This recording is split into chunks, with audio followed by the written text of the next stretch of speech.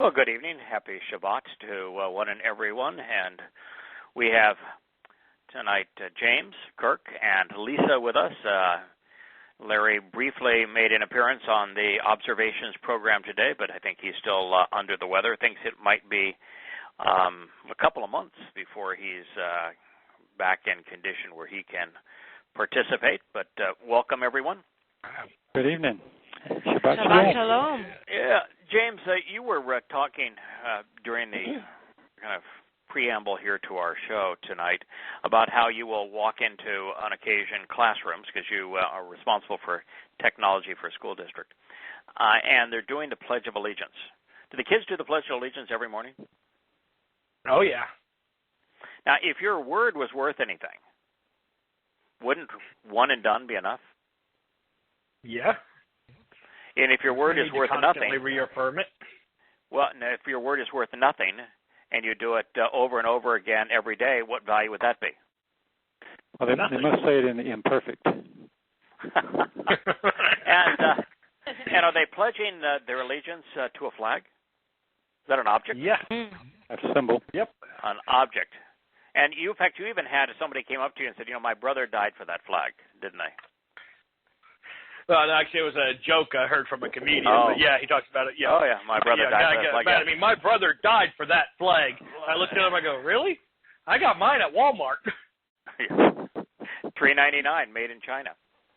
Yeah. I was looking today, and of course, they had the big symbol of the President of the United States. And what is that symbol? An eagle. Eagle. And what was the symbol of Rome? Eagle. The eagle. The eagle. When the Roman legions went in as savages to ravage countries, raping women, bludgeoning men to death, enslaving vast multitudes. What was the symbol that they marched behind? Yes, always An that. eagle. The Roman aquila, which was a golden eagle. Oh. Uh-huh. The United States symbol is also a golden eagle, isn't it? And where was the swearing-in ceremony for the President of the United States? What was the name of that hill that it was on? Capitol Hill. Capitol. Yeah, and wasn't the Roman capital Capitoline Hill? Mm-hmm. Mm-hmm. Hitler claimed to have the Third Reich. Is America the Fourth Reich, or was America actually closer to Rome at the time than was Hitler? Well, it takes America all the characteristics is Nouveau of Rome. Nouveau Rome. That's all there is. Yeah, Nouveau Rome. Yeah, that's it's kind of a sad thing. One of the things that really bothered me today was when Trump said, more importantly, God is going to protect America. And there's this notion that God somehow is going to bless America. He said that twice, God bless America, when the nation, that point of view, that God said a civilization, I should say, institution, that God said he hated most of all was Rome. He talked about the emergence of beasts in Daniel, and the beast began to influence humankind at Babylon. And Yahowah begins there. And then he talks about Media Persia and how the beast morphed from Babylon to Media Persia. And then he talked about how the beast was evolved to the Greece of Alexander, and then how that was broken into the four kingdoms after Alexander's death. Then he says there was a beast that came after that was vastly more vicious. And that beast was Imperial Rome. And there's no question as to what these countries are. He uses symbols for them, and then he goes right back through and says, let me explain this to you in words that you will not be able to misunderstand. And he goes back and he talks about Media Persia before the civilization exists, talks about the Hellenistic civilization before it existed, and talked about Rome many hundreds of years before it would exist, and names the countries. But then he says that an institution will grow out of Rome will tread upon the whole world.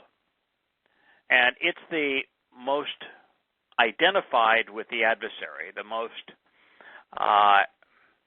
anti-God, the most anti-human institution in all of history. The hammer of the whole world. Right. And this institution that grew out of the Roman Empire, that treads upon the whole world, we've always just naturally derived that is the Roman Catholic Church. Mm-hmm. And there is no other candidate for it, really, because in Revelation and elsewhere it talks about that nation is that institution is on the city of Seven Hills, and it talks specifically about Rome on the emperors that were, the emperors that the one that was, is not but will be, and and those that would yet to come, and speak specifically of the emperors that preceded and came immediately after the revelation of Yahowah. And while all of that's irrefutable, there is a nation today that treads on more of the world than does the Roman Catholic Church. And that institution uses all America. Roman symbols. America. And so, wait, except for that or big you're Mormon against us. church over there in D.C., that doesn't look so... Other than that, it's pretty Romish. Yes. From their temple of justice to their temple of liberty to their everything. Everything. Y'all saw Every the bit of it. reverend. I mean, you look at the temple to. I'm sorry. No, just say look at the temple to Lincoln and the shrine to Jefferson. They're Roman. Look at the architecture of the Capitol. It's Roman. Apollo or something. Exactly, but beyond that, for the United States, Yahowah goes out of his way to specifically identify and then condemn the United States in Yahshua 18, which is speaks directly of the time preceding and during the tribulation.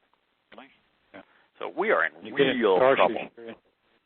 Yeah, and of course, then in Revelation, or excuse me, in Yahshua, they speak specifically of Yahowah being against the ships of Tarshish and the cargoes that they carry, and there is no other candidate in the world for that other than the United States. The metaphor only works for the United States.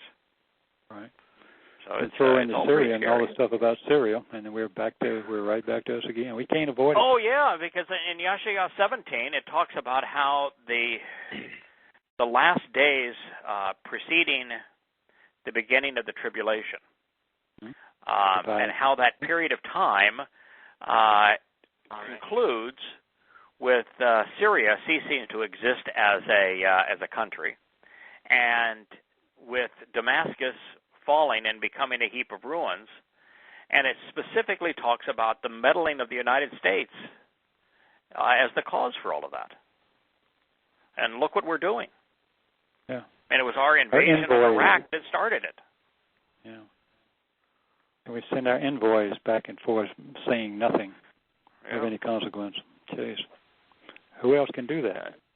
It is pretty frightening how we are the opposite of what we think we are.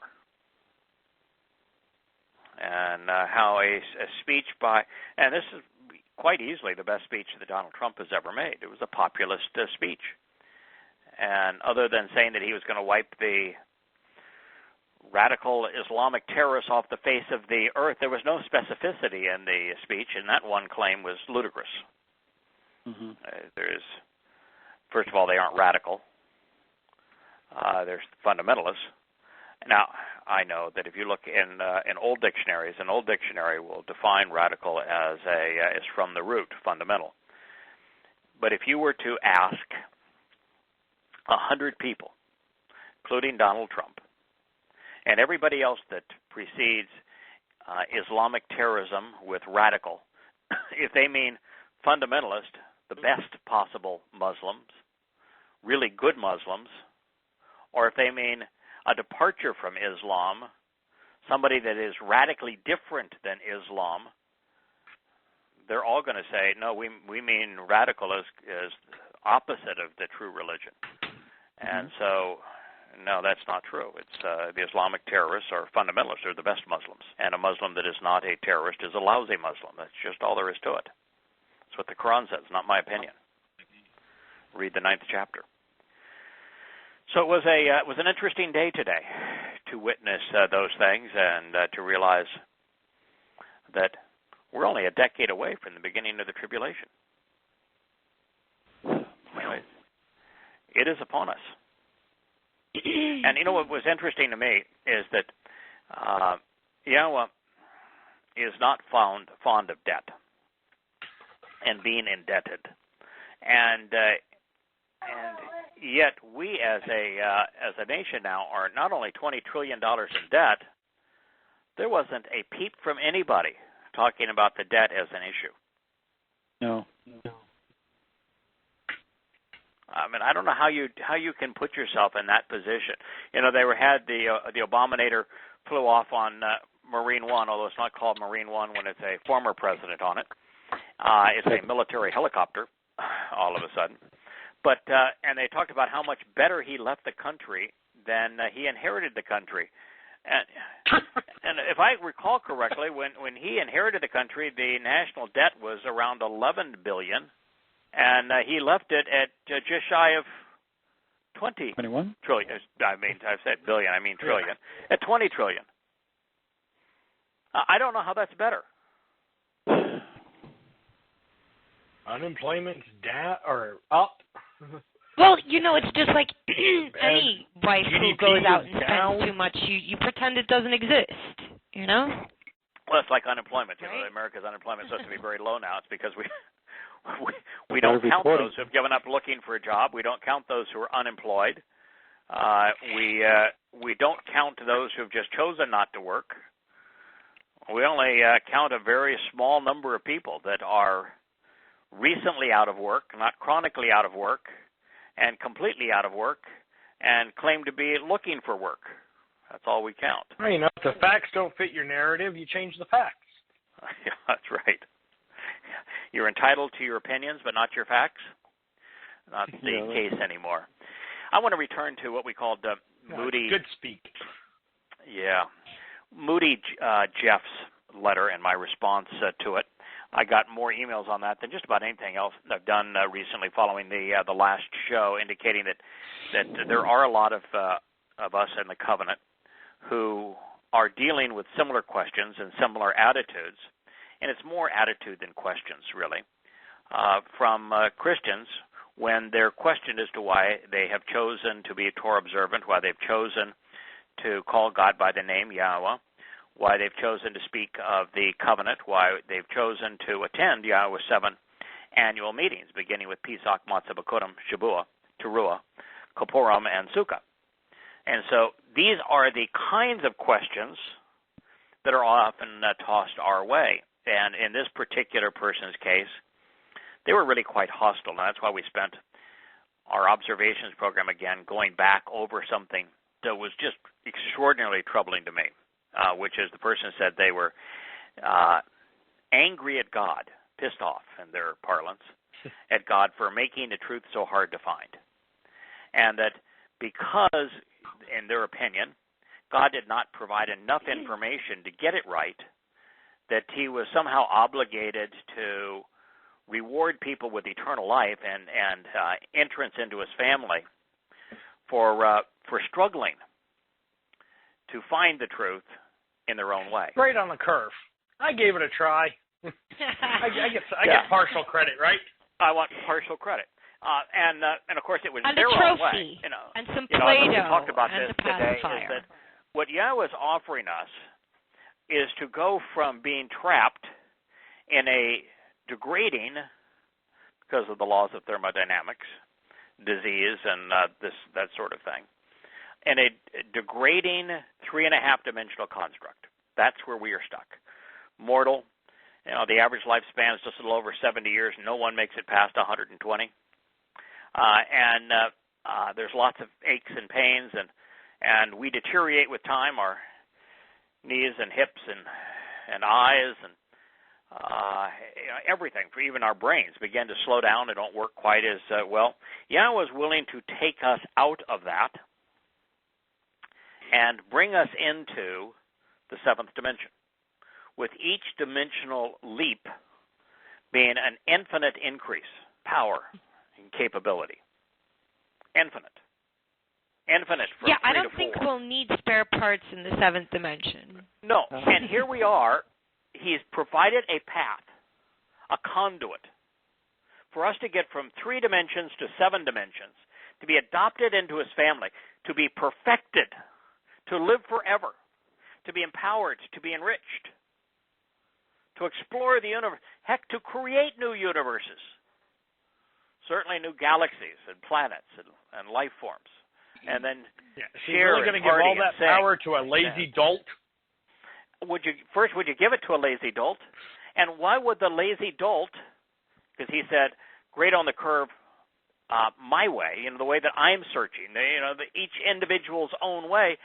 Why would you think that an individual could figure out a way to get from 3 dimensions to 7? Do you think that if it was possible to do that one of the 100 billion people that's come this way, that has lived on this planet, that one of those 100 billion people would have figured it out? Even how to get from 3 to 4 and be infinite in time, to maneuver in time? No one. If you can get that one, you have all the time in the universe to get to the next one. Yes. But nobody can get to that one. No one has even done anything. No one has even come close. Well, not even a nanosecond worth of alteration of time. Just stunning, where people think their own way, as if their own way is capable of getting them to where Yahweh lives and getting them into God's home. And so this next point is one that I find just ultimately flabbergasting. You said that he is not omnipresent. Where do you get that? I'd go back the other way. How in the world would you believe that God is omnipresent? Do you think that God is in the chair that I'm sitting in? Do you think he's in the computer monitor that I'm looking at? Do you think he's in the sun? Do you think he's in empty space? Do you think he's in galaxies that just exist out there with no life? Is he everywhere? How in the world can the creator of a universe fill up that universe? Now, if God was everywhere, people, do you think he was in Adolf Hitler? Yeah, it would have to be. And by the way, if he's omnipresent, he would have to be in everybody. And if he's in everybody, how would anybody have a choice? And if he's in everybody, then he's not just an Adolf Hitler. He's in the Islamic State goons that are stripping little girls naked and auctioning them off to be sex slaves. If he's omnipresent, he's watching them be gang raped. If he's omnipresent, he's sitting there in a mosque when a bunch of buffoons moon him. I mean, the concept is so utterly stupid. You wonder, well, if he's omnipresent, he's in hell. Why would somebody with a college education ask that question? Why would they ask, how do I get the idea that God's not omnipresent? Because it was a moody Bible education. Oh, but that is the nature of Christianity. They all think that God's not only omnipresent, he's a micromanager. They think that nothing happens unless it's his will. They think that Russell Wilson, the quarterback of the Seattle Seahawks, I mean, he actually believes that his ability is from God, that he honors his God by pointing his finger up as he runs on the field. He honors his God by pointing his finger if he scores a touchdown. I mean, you're going to demean God to the point that you think that he gives a hoot about who wins a football game? But I think you nailed it best of all with what you said to begin with. The question shouldn't be, where do I get that he's not omnipresent? It should be, where are you getting that he is? Where in the Torah do you see God remotely resembling anything omnipresent? Well, just the concept is so utterly irrational. Yeah. the notion of God being omnipresent is so absurd, so rashly impossible, I'm surprised you asked, Moody Jeff. Think about what it means for Yahweh to be present everywhere. God in the middle of the sun, in stars, in empty space, in the core of our planet, in a rock, in lava, in every plant, animal, and person. He's in a mosque. He's in a church. He's in a temple. He's in a shrine. He's in every national capital. He's in every business. He's in every military weapon. Is God in the air you breathe, in the light you see, in the food you eat? Do you envision God? Obviously, you envision him where you want him to be. And how would anyone choose not to associate with God if God was already associating with everyone and could not be removed? That's a great point. How could there be a Sheol, a place where God is not, separation from God? Now, I'm going to tell you that the thing that is most troubling about that satanic viewpoint, because Satan wants to be omnipresent. He's not either, but that's what he wants. What's most troubling is because of stupid, deliberately deceitful, misleading translations of Yahweh's word. People have been convinced that Kodesh, which is a word they don't even know, means holy. And so from their point of view, the things that God talks about are holy, although they don't even know what he says is holy, or Kodesh. But Kodesh doesn't mean holy. No, it doesn't. And the very concept that Yahweh uses to describe everything that's important to him is the antithesis. That means the opposite of omnipresent. The term that he uses to describe his name, his home, his family, he himself, his spirit, his son, his Torah, his invitations to meet, his Shabbat, his land, his people. Everything that's important to God is Kodesh.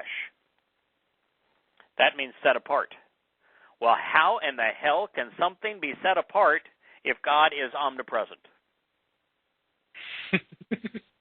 Well, because he's this caricature. This jack-in-the-box, pop up wherever you want, genie in a bottle. You know? God on a stick, if you're a Roman Catholic. Yeah. God on a stick. Dead God on a stick, even worse. I looked it up. Yes, Kodesh? I looked it up. It's 172 times it's mentioned. For those, if you're looking through old lexicon, it's the number 6942, Strong's number, and it says set apart from the rest for special purpose. That is correct. Kodesh, set apart from the rest for special purpose. Yahweh says his nature, his name, his home, his family, his land, his people, his Torah, his Shabbat, his invitations to meet, his son, his spirit, they are all, every single thing that is important to God is Kodesh, set apart. If it is set apart, by definition, God cannot be omnipresent. Doesn't he rail against the children of Israel for not knowing the difference between that which is mundane and that which is set apart? Yep. Of course. Kodesh? Yep. Absolutely. Yep. You don't know the Kodesh thing? Right. I think Aaron's kid omnipresent is the ultimate in mundane. Over and over he says this. Yeah. And still we cannot hear. We prefer the God of our caricature imaginations, don't we? Yeah. The Absolutely. ones we made with our own hands. Now, one of the things that I would say that, now, the next point I'm going to make, and I've hinted at this already, this is something that, quite honestly, I would not have understood to the degree I understand it now without a lot of thinking and without some help. I came to the understanding that God had to be beyond our three-dimensional reality. And I came to that understanding the same way I looked at Walt Disney and Mickey Mouse. That Walt Disney could use implements to interact with Mickey Mouse, his creation, but Mickey Mouse is a two-dimensional construct. And so the three-dimensional Walt Disney can never enter the world of Mickey Mouse. And it became obvious to me that the same thing was true with Yahowah. Yahweh could communicate with us with words. He could speak to us. He could show us aspects of his light. He could set a energy-based part of his nature here, the set-apart spirit. He could use his implements, his malach, to interact with us. But it's impossible for the Creator to completely enter the creation. Absolutely, totally and completely impossible. Now, to some degree, my understanding of how a seven-dimensional construct can create a six-dimensional universe was advanced by discussions with Roy. And so it would be unfair to criticize Moody Jeff based upon the realization that we are in a six-dimensional universe, which means Yahweh must be, at the very least, 7 dimensions. And that a seven-dimensional construct cannot enter a six-dimensional universe. It's impossible. But that level of understanding, which I think we now all in the covenant family possess because we've thought it through and we understand it and appreciate it, because it's important to know, because that is what Yahweh showed Abraham when Abraham said, I don't get it. You keep on promising me the benefits of a family in this covenant, and I don't even have an heir. I don't have a child. I don't understand what you're offering me. And what Abraham didn't understand is that God wasn't offering Abraham to be the father of the covenant. He was offering Abraham the opportunity to be a child in the covenant. And to be a child in the covenant means to be transitioned, transformed into light, perfect, immortal, like Yahweh himself, empowered and enriched. And that's why he took him to the stars to examine the spiritual realm of light. And it helps to explain that God cannot be omnipresent just by the very nature of creation and his discussions with Abraham. If it were not so, go ahead. Why did he ever have a malach? Why did he ever have Yosha? Yeah, that's one of the things I never understood until really fairly recently. I bet it's only been within the last year I understood this. And by the way, I'm glad. I mean, first of all, I heard the other day, I think it was Will Smith. And Will Smith was being interviewed, and somebody was praising Will Smith, and Will Smith really got uncomfortable with that. He said, listen, I'm just an ordinary guy doing an extraordinary job. Will Smith, the actor. It's a pretty good line, right? And, I like that line. I mean, I'm an ordinary guy, but the job that we're doing in terms of sharing Yahweh's testimony and explaining what God told us so that people can understand it and get to know Yahweh and be part of his family, that is the most extraordinary job in the universe. And so I don't mind saying that you go back a year ago, I did not understand this, and I was put off by it because I didn't understand it, frustrated by it. Why does Yahweh so often, many, many, many hundreds of times, say he is Yahweh Shabbat? Shabbat is the word that is rendered hosts. So he's the Lord of hosts, in the English corruptions that they pretend are translations. But why does he say, I am Yahweh Shabbat? And Shabbat means spiritual implements who are in a command and control regimen that are designed to work on behalf of as directed, on behalf of Yahweh and as directed by Yahweh.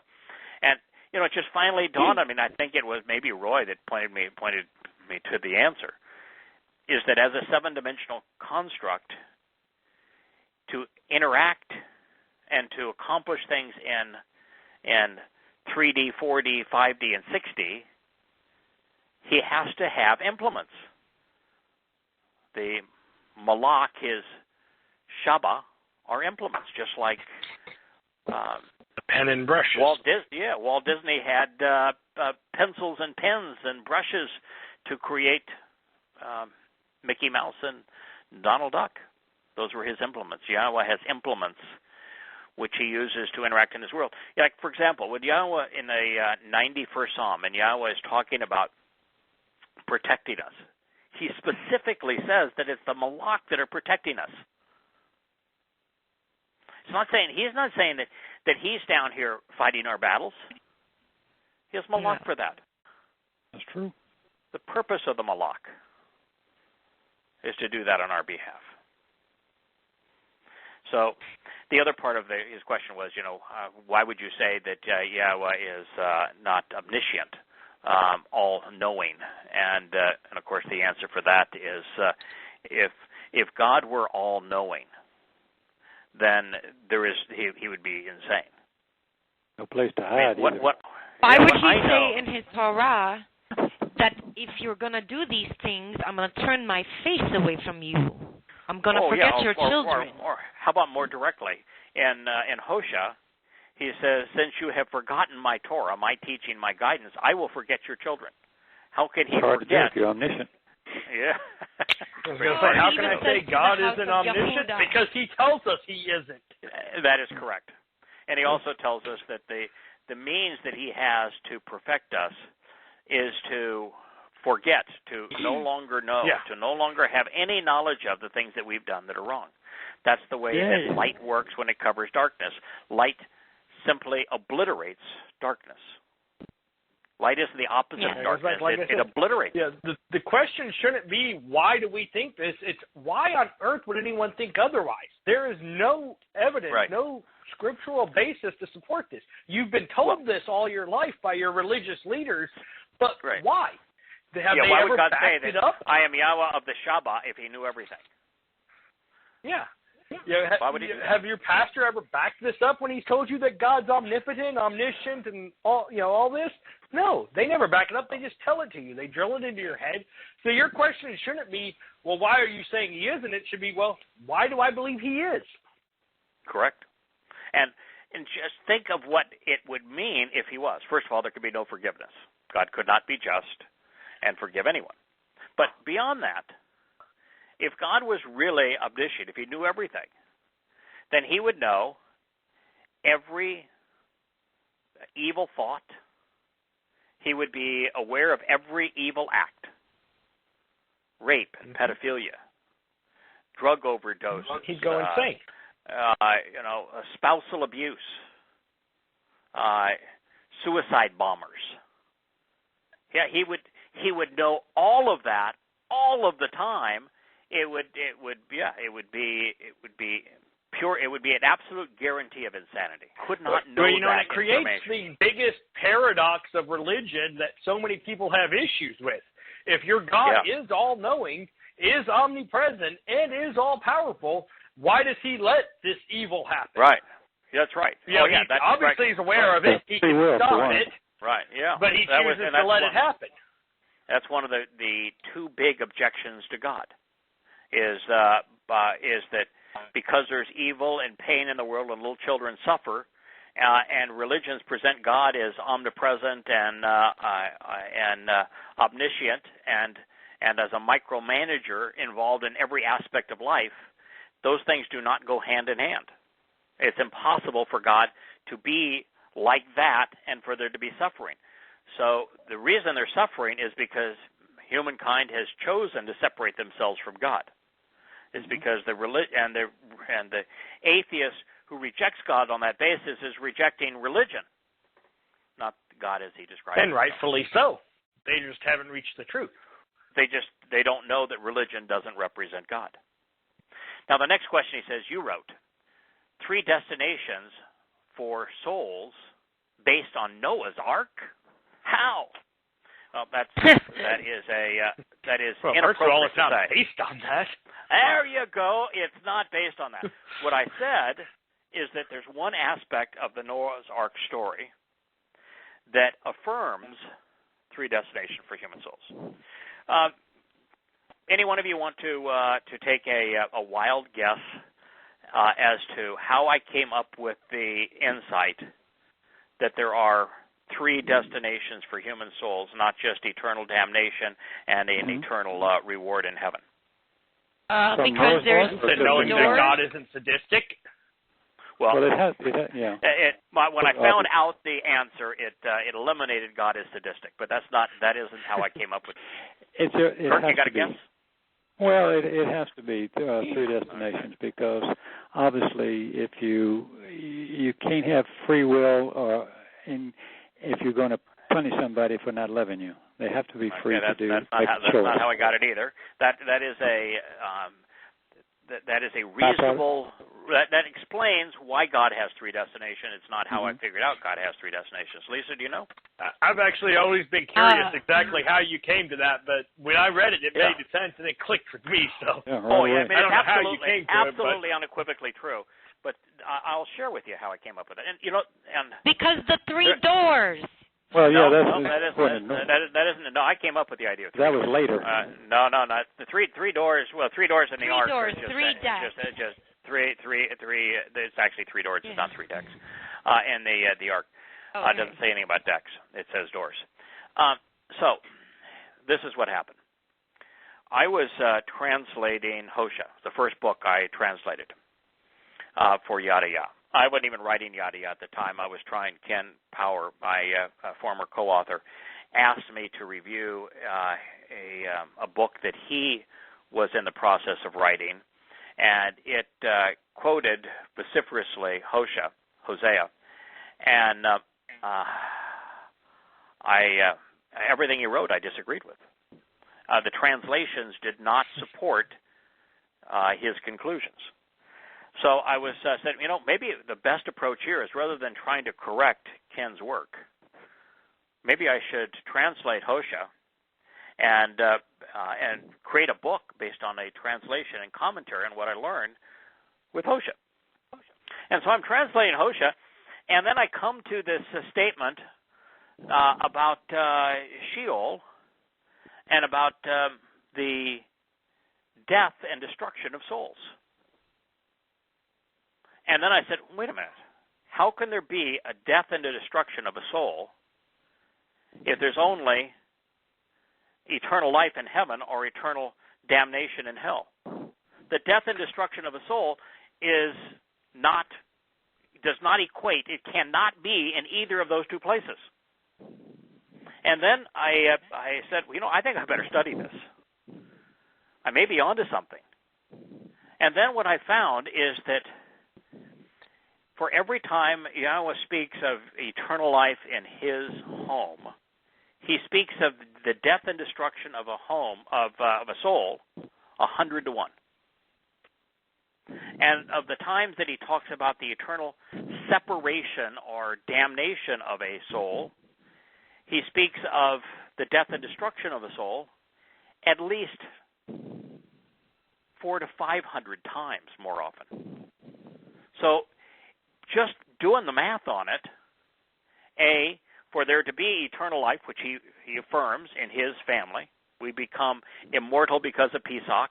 We become adopted into his family after we're perfected on Matzah, and then adopted on Bikurim, empowered and enriched on Shabuah. He speaks often about this transformation to eternal life with him and his family in heaven. And he speaks of Sheol and of being imprisoned, going into a place that is the separation from Yahweh, and that the only thing that is continues to exist is time. So it's eternal separation. Well, hundreds upon hundreds of times, he speaks of the death and destruction of the soul. Well, that is not part of either one of those two options. And so then I began to say, all right, let's talk about, so now we know there are three locations or options or doors, portals for human souls to go into. Let's now look at the context of each one of those presentations. And what I found is that if you accept the terms and conditions of the covenant, that's door number one, man. You go directly to Yahweh's home and you get to live eternally with him in the spiritual realm. And if you are part of those who deliberately mislead, separate people from God because you are engaged in promoting religion or politics or militarism, that the consequence of you leading others astray is that you have to pay a penalty for that. And the penalty is eternal separation, Sheol. But that all of these references to, and even Yosha, when he's talking about things, he's talking about the death and destruction of a soul. And God uses terms that say the utter annihilation, the complete obliteration of the soul, so that the soul no longer exists. Well, if the soul no longer exists, that is absolutely a third option, and it's the option that he speaks of 100 to 1 over the other options. And he uses that option to speak of those who have been the victims of religion, the victims of politics, for those that don't know him, but for those who have gone about their lives and they just haven't misled anyone. And so I first confronted it in Hosea, and then I decided to do a search. You know, the concordances are marvelous for that sort of thing. They can tell you every place that these words like death and soul are used together, the death of a soul, the destruction of a soul. I just looked them up. That's how I came to the conclusion. Now, the thing that you said, JB, is one of the reasons that it's true because Yahweh said it's true. Now, one of the reasons that I accepted it, beyond the fact that I accept what Yahweh says, is that it answered the single biggest questions that atheists have against God, which is that if God's choice is love me, agree with me, submit to me, or I'm going to see to it that you're tortured forever in hell, that God would be sadistic. You don't want to be around that kind of a God. That was one of my biggest problems. Yep, and so what this does is it makes God fair. It makes God capable of mercy. It makes God worth knowing, where he's saying that, you know, if you don't want to listen to me, if you don't want to be part of my family, so long as you don't actively through religion or politics lead people astray, no harm, no foul. There is no punishment for you. You get your life, that was a gift. You get free will, that's another gift. You get your nasama, which is your ability to think. I'm giving you my Torah for you to examine. But if you choose not me or choose another God, like Jesus Christ or Allah or Buddha, that's your choice.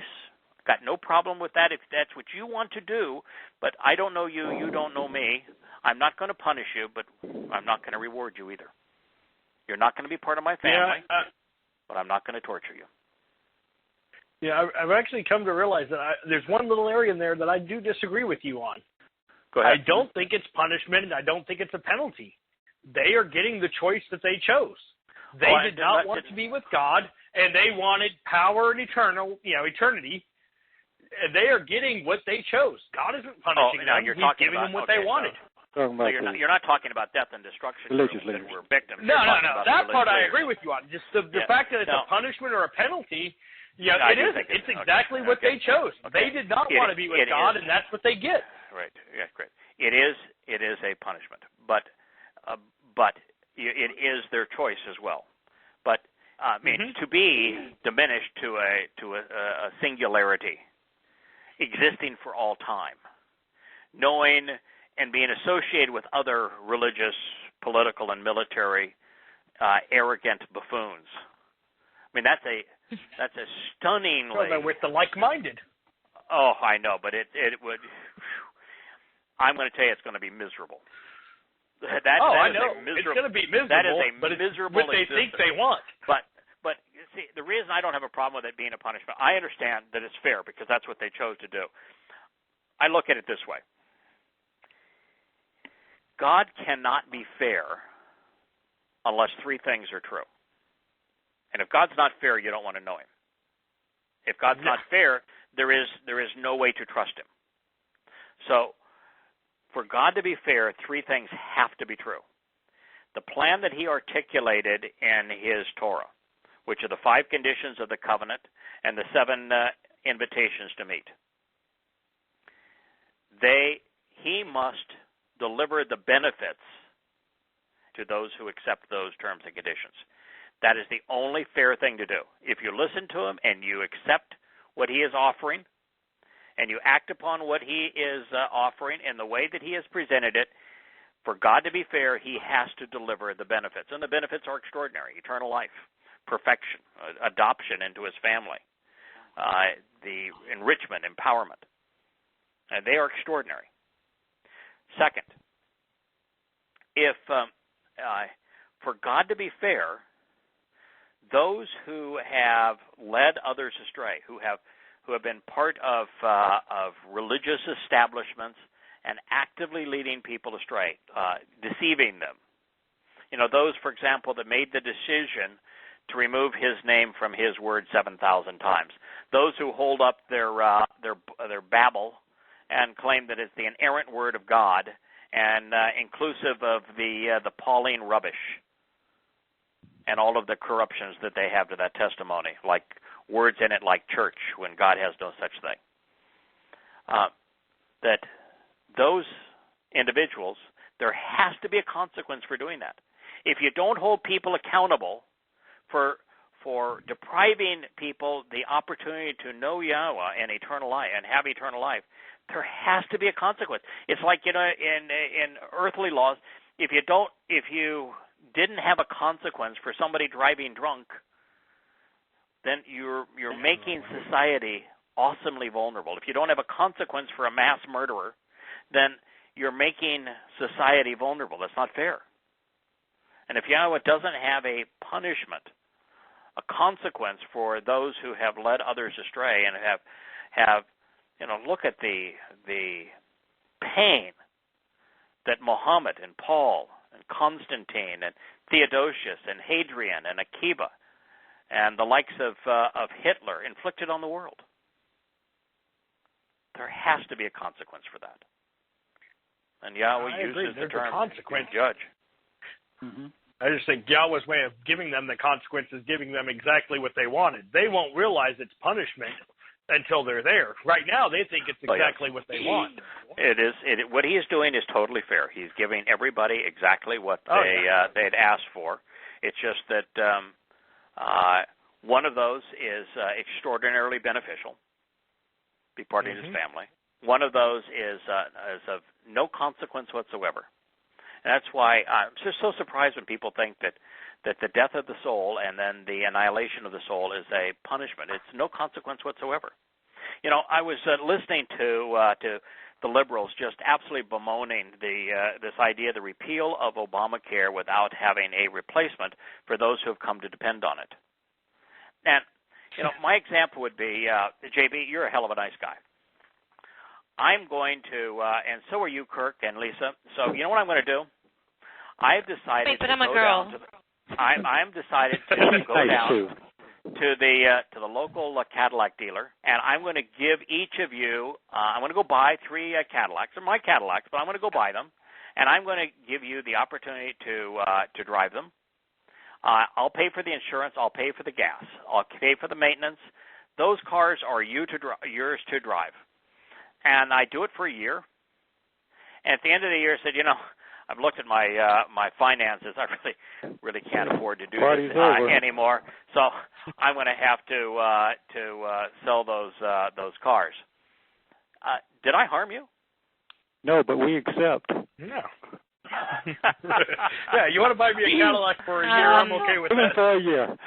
Yeah, but can you? Let me just tell you how that would work. work. You haven't taken anything away. You've given. Somebody got a benefit that they did not pay for, that they did not earn, that they did not deserve, and they got a benefit for a year, and they want to look at it somehow as they're harmed if you don't perpetuate that benefit that they're not paying for, that they did not deserve. Once that you start giving them it, you're obligated to give it to them for all of eternity, apparently. I mean, that is just so unbelievably ridiculous. And instead, they should feel guilt for having gotten something for a year for nothing or 2 years for nothing. Or at least if I gave you the car for 2 years and you paid nothing for it, and I said, I'm really going to have that car back, I need to sell it, and we're mad at me for not continuing to give you the car as opposed to appreciative. You gave us a car and you paid for everything for 2 years. That was really nice of you. Thank you. It was a free car. That's great. You can ask my wife. There's one thing that I don't deal with well, and that's ingratitude. Right, or the sense of entitlement. Yeah. We're not entitled. Which usually the two go hand in hand. The entitled don't have gratitude for anything you give them. Correct. The word leeches who cry more and more comes to mind. Yeah, exactly. Well, what goes on forever in this world? There's now, on the something three destinations at Noah's Ark, all we said with Noah's Ark was it was interesting that Noah's Ark, that there was a mention of 3 doors. And from a seaworthiness point of view, you would never put 3 doors in the side of a vessel. It's not like there were going to be a 3-tier dock, and he was going to pull up to a 3-tier dock, and the various animals could get off the dock on 3 different levels. That is not the case. You would never do that. That is not a sane thing in terms of naval design. So the 3 doors, since everything associated with that ark is a metaphor for the covenant and for the choices that we're all given to make, those 3 doors represent the choice we all make. We're going to go in the doorway that Yahweh has provided to his home. Are we going to go away through the doorway that just leads to the death and destruction of our souls? Or we're going to go into the doorway that is the consequence of having led others astray. So it's just one of 1,000 affirmations of what was obviously true. Well, when I first read Jeff's email, I saw that question. At first, I was like, okay, that's a legitimate question. If the first time he'd ever heard you talk about that was when we were doing the shows about Noah's Ark, and you talked about it. But then I got thinking about it, like, well, no, because even then you were like, it's a reaffirmation of what we already had discussed. Correct. And so if anyone listening to that for the first time who is rational and reasonable will go, okay, well, when did they first discuss this? And had he asked that question, had he said, when did you first discuss this? I'm really interested in this concept. Right. Then, it would have been a completely different answer. That was, we talked about before. Okay, a lot of the questions Jeff asked weren't really bad questions for a new listener. It was the attitude with which he asked them. Yeah. All of his issues were attitude. Well, some things were stupid, like why don't you think that God is omnipresent, omniscient? That's just stupid. Well, see, I can see how someone new to all this would have that question because it has been ingrained in them and indoctrinated into them. It's ingrained in Christianity. But why would you ask that question? Because if you're going to ask that question, you would think that before you ask it, you would think about it for a moment. If you just think about it for a moment with an open mind, he claims to be searching for God. If you're going to think about it for a moment with an open mind, you realize it's preposterous. You shouldn't ask it. Remember, he was college educated and also had 4 years as ministry, and he never considered these things and worked on them? No. He was paid to mislead people. Yeah. It's I'm sorry, go ahead. Go ahead. No, I was just going to say one little thing that this is related because we're talking about eternity, and the thing that struck me that you wrote that really opened my eyes, in addition to the ones you just talked about, is when you considered Passover, Pesach, that is eternal life, resolving the conflict of eternal life. And then Matzah, of course, is where you get perfected. And how devious it is that these Christians took us down this road where even if we were told about Pesach, without the matzah, we get the eternal damnation. Or number 2, And we get Satan's treatment. Yeah. Let me say one thing. I'm going to challenge you one bit, JB, on your throwing out an olive branch there to Moody Jeff. All right. I try and play devil's advocate. I try and see the good side of most people. All right. I'm going to challenge you on this. When I asked the question, did any one of the 3 of you know how I came to the conclusion that there were 3 doors and what those 3 doors represented? None of the 3 knew how I came to that conclusion, and you're all pretty skeptical individuals. But the reason that you didn't challenge it is just that it instantly resonated. It was one of those things. Of course it has to be that way. That's what each of you basically stated. It has to be that way. It's impossible for it to be any other way. And so you just moved on. You say, there's other things I want to check. I don't need to check that one because that one is so rational, so consistent, so appropriate, so absolutely necessary. There's no reason to check it. It has to be true. And so when Moody Jeff heard that there were three destinations for human souls, if he was rational, it resonated with him the same way it resonated with each of you, the same way that it resonated with me. I'll actually say this, though. For me, at least, while it resonated with me, the skeptic in me was still in that view of, okay, well, is he making this up? Is he just trying to make this make sense to me? And so I did go look and try and find, Torah evidence to support it. Because I'm like, okay, that makes sense. But is that what this book says? Right. Yeah, the easiest way to affirm it is simply to look at the many hundreds upon hundreds, and that was how I verified it. That Yahweh specifically speaks about the move and the annihilation, the destruction of nefesh souls. And he says that if he said it once, there would have to be three options. But the fact that he said that was for me. As soon as I saw the first time it spoke of Muth and the death of soul, I was like, okay, well, if souls can die, if souls aren't immortal like we've been taught all our lives, correct, then this has to be true. It's the only way that makes sense. That is correct. Once would have been enough. Yeah, I did have to go find that evidence before I was willing to accept it. That's right. All they'd have to do is find it once, and it's obvious. Now, for me, it was not. It did not strike me initially as, well, this is the way that it has to be, because it is such a profound realization. And the recognition that humankind has been around a long time, and writing has been around for a better part of 6,000 years. And yet in 6,000 years of writing, and with tens of billions of humans, I've never once heard or read anyone coming to that conclusion. No. No, you haven't. So that was the reason why initially, oh my goodness, how can this be true? That's my first reaction is, it's not, it doesn't seem reasonable to me that not only has no one written about this, but the overwhelming preponderance of people are absolutely convinced that it's only heaven and hell. You put those two things together. That's the reason why, initially, it was a shock. Your writing struck to my me soul so much was, that was one of my biggest problems. And I had looked and read. Right. When I was younger, I read religious book after religious book on the subject, trying to make it make sense. And there is nothing out there I have ever seen that presents this way. No. It's so obviously, the lie is so popular and so obviously untrue.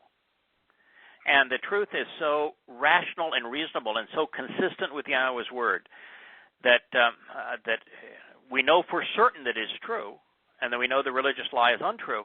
But yet my first response was, I'm committed to going where the words lead. And if the words lead away from that which I have believed, that which I have been taught and told, then so be it. I'm going to go where the words lead. And the death of souls and the destruction of souls was where the words were leading, and therefore I just went there. And I found that if I'm open and willing to go where the words lead, that I may not be the sharpest, fastest student in the world, but you wise up pretty quick. You come to understand. It may take me a little longer than others to get there, but I'll get there. I'll get there. So long as I'm willing to go where the words lead, then you get there. I may be mistaken, but there's the Greek krima, which is death, and then they refer to other people as katakrima, which is eternal death. So it's separated even in the Greek. Yeah, but and you know what the word krima means in Greek? Is it not death? Separate. Oh. When Yosha is translated, then it would be separation and then eternal separation, separating from your body. Right. Is it death? Yes. Right. Yeah. So I mean, so the soul separated from the body is physical death, and then the soul being separated from God would be eternal death. But or it is separated from existence would be the destruction of the soul, the eternal destruction of the soul, the elimination of the soul. One of the things that's interesting is that when Yosha is translated from Hebrew to Greek and then into English, saying "Judge not, lest you be judged," that is krino. It's in Greek. It's krino. Don't separate, or you will be separated. It is an affirmation of the three doors. If you separate people from Yahowah, from door number 1, you don't get the benefit of door number 2 of death and destruction of your soul. You get separated. Damnation. Don't separate lest you be separated. No. That was the... the three doors thing for me clicked best with understanding, like I said, understanding that the soul is not immortal, which is easy to understand when you look at the Hebrew and you realize that, contrary to what's taught in all religions, all animals have a soul. Have souls, right? Yes, if the soul was immortal and all translated living being are translated living animal. All animals have a soul, so that means either animals are all going to either heaven or hell as well, or there is a third option. An earthworm, the natural death of the soul. Right, an earthworm, a maggot, a gnat, mosquitoes, a slug, a mosquito is an animal. They all have souls. Yeah. And the notion that every one of those souls is immortal is just so ridiculous. It makes no sense. It's almost as ridiculous as bodily resurrection, which is absolutely not only impossible, counterproductive. But counterproductive. Oh, no. We can top it. The Jews can top it with their Mizrahi Jews reincarnation. There you go. How's that? Yeah, well, reincarnation is equally stupid. Okay, the next question says, the Ruach is some kind of maternal being, a maternal manifestation? Question mark? Being, portion? Huh? So, the Ruach is some kind of maternal manifestation? Being, question mark? Being, question mark? Portion, question mark? Huh? Question mark? Oh, and then the scholar. A lot of question marks. Aren't genders in language just invented by man? Oh, we could have just unless you're talking about the language that was invented by God. Well, we'll get to that in a second. We could have just as easily have created another part of speech like verb, noun, etc. I don't know what verb, now, or etc. has to do with genders, and because verbs are not masculine or feminine. Only nouns can be masculine and feminine. Mm-hmm. Pronouns can be masculine and feminine. Or take English. Why would I take English? I don't know. Other than calling a boat a she and things like that, there is no gender in our language, and it serves quite well to communicate. Actually, English is one of the worst languages possible. Of course it is. Of course it is. Particularly for the things that Yahweh wants to say. When you get into Hebrew, and you recognize that Yahweh has 20 words sometimes, 30 words sometimes, to communicate a thought that we would only have one word for. When it talks about Yahweh's there's like 5 different words for man. Oh yeah, mortal man. There's 5 different words for mortal man. Enosh, mortal. Ish, individual. Adam, a man that is a descendant from the first man created in Yahweh's image. Bunch of words for man. Yahweh has lots of words that communicate very similar ideas with all different shadings. Why it's so, in my view, challenging and fun to translate Yashayah or Dode Psalms, because in both, what you see is that Yahweh uses, and this is really true with Dode, Hebrew poetry is conveying the same message in couplets, where you use different words to convey the same thought, so that together you have a more complete perspective and an affirmation of the original conveyance or idea. And so Yahweh would you like an example on the fly? Yeah, go ahead. Yahweh, Shabbat, Olam, Haba. Yeah. Forever. Exactly. They both mean the same thing. Of course. Yeah. And Yahweh is constantly doing that in his communication to us. And so, but what he does is he uses different words to convey the same thought. And that's one of the richnesses of Hebrew. We also find that Hebrew words, like, for example, shamar. I could translate shamar inadequately as observe. But if you're really going to translate what shamar means, it is to closely examine and carefully consider, to keep your eyes focused so that you are aware and then understand. That is shamar.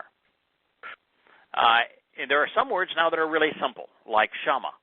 I've only got 2 words to communicate, to translate shama: listen or hear, and that's it. There's nothing else to say about shama. It means to listen or hear. Kol means voice. So there are some words that are pretty simple. A word like kara is an example of a Hebrew word that can't be rendered simply. Kara can be accurately translated read or recite. It can be accurately translated invite or summon. It can be accurately translated to welcome or to meet. And its primary definition is actually to call out. So if you were to translate kara by any one of those, what I shared, 12 different definitions, all of which are accurate, if you were to pick one of those to communicate the meaning of kara, you've only conveyed less than 10% of its meaning. So there's lots of words in Hebrew that are like that. Okay, so let's take this thing part by part. The first issue is God only conveys his testimony in one language. Now, I unfortunately do not think in Hebrew. I'm learning to think in Hebrew. I like thinking I'm getting in there. Hebrew. I'm getting there. Well, I'm not really there yet. Give me time. And, well, everyone in this audience knows many, many hundreds of Hebrew words. And many hundreds of Hebrew words, Kirk, you were the one that brought it up the other day. That'll get you deep into Yahweh's nature, purpose, and offer, won't it? Absolutely. Yeah. Where it started, 500 of each. So, yeah, I don't think there's anyone in this audience that would know less than 100 to 200 Hebrew words. And, they're all over the place. We all know them. And so the fact is that Yahweh uses one language to communicate with. It's Hebrew. Now, we translate Hebrew into English because it is the language that we all were taught and we grew up speaking, and it's the most prevalent language in the world. But we're very careful to share the Hebrew word and then explain what it means in our language. Like Kodesh earlier means to be set apart for a special purpose. So there is something else about Hebrew that is beyond the fact that it's the language that God chose to speak. He did not speak English. He did not speak Greek. He did not speak Latin. He chose to speak Hebrew. And so if there's genders in Hebrew, it's material. It's for a reason. Right. If there are no genders in English, it's immaterial. Yeah. So the very premise of this argument is irrelevant, because if there are genders in Hebrew, the language Yahweh chose to speak, it is material. And whether or not there are no genders in English is immaterial, irrelevant. Now, the next thing is that Good Jeff, Dr. Jeff, Covenant Jeff, has sent us 3 articles that affirm what I came to recognize as being true a long time ago. I came to recognize that Hebrew was the first alphabet. And I knew that there were examples of hieroglyphics that preceded Hebrew. And I knew that there was examples of cuneiform that preceded Hebrew, but I also recognized neither of those writing tools were alphabets. There are thousands of symbols in cuneiform and thousands of symbols in hieroglyphics. There's only 22 letters in the Hebrew alphabet. An alphabet and cuneiform and hieroglyphics are not the same thing. An alphabet is a very specific set of tools that enables you to replicate the sound and the meaning of words, to convey the sound and meaning of words with very few symbols. In the case of Hebrew, 22. In the case of English, 26. That's an alphabet. Hebrew was the first alphabet. Now, I came to recognize that Hebrew was the first alphabet for two reasons. One, I was fortunate, and somebody sent me a story. It's usually Chuck is the guy that sends me the most of these stories. I'm going to give Chuck credit, even if Chuck isn't the person who sent it to me. But Chuck sends me a bunch of stories that I find interesting. And there was a cup that was found, and this goes back 4 or 5 years ago, in Israel that had the alphabet on it written, Aleph, Bayeth, just went right through the Hebrew alphabet, the 22 letters in that order. And it was obviously just to display the alphabet. And it dated to around the time of Dode, around 1000 BCE. Well, that was, and when I read about it, it says, this is written in Phoenician, because they wanted the Phoenician alphabet to be the oldest. And because they don't want to give God credit for anything. And it ruins the whole story of the 4 authors of the Torah if there was a real alphabet at the time of Moshe at 1400 BC. So they didn't want to go there. And they said, so it's Phoenician. So I looked at the alphabet. I just said, I want to examine this cup. Somebody's got a picture of that cup. Now, what has subsequently been found is during the time of Joseph in Egypt, in Egypt, where he became the de facto leader of Egypt and spared Egypt through his system of dikes and embankments for the Nile, and then enormous storehouses of food. And he spared Egypt. At the time of Joseph in Egypt, there is, where Joseph's home was, there's an example of the Hebrew alphabet and Hebrew writing. In the midst of all of the Egyptian hieroglyphics, there's Hebrew writing. And then in the mines that we know for certain that Israelites worked as slaves for Egypt, there's Hebrew writing. Yeah, I saw that. And both of those examples, absolute proof of Hebrew writing, date many hundreds of years before there even was a Phoenician culture or civilization, and 600 years before the first example of Phoenician writing. And they are the same alphabet. Now, the reason I came to recognize that Hebrew is the language of Yahowah and that he conceived Hebrew is that when Moshe wrote the Torah on scrolls, and he was told to bring the scrolls and set them beside the Ark of the Covenant, and that these were written on scrolls, I realized that no one ever wrote Egyptian hieroglyphics on scrolls. Egyptian hieroglyphics is chiseled in stone. Chiseling walls. Moshe would have had to have had a caravan of tandem trucks or an entire train to carry the Torah, if that's the stone containing the and Torah. if it was clay tablets and the impressions of cuneiform styluses, he would have had to have that same. Take a library. Yeah, we're talking about millions of Library tons. of Alexander. Yes. Just to hold it. And by the way, and then no one would have been able to read it. And then you've got the problem was they were not phonetic languages, phonetic alphabets. And so how would you be able to pronounce these words and write down the pronunciations of these words? Couldn't have done it.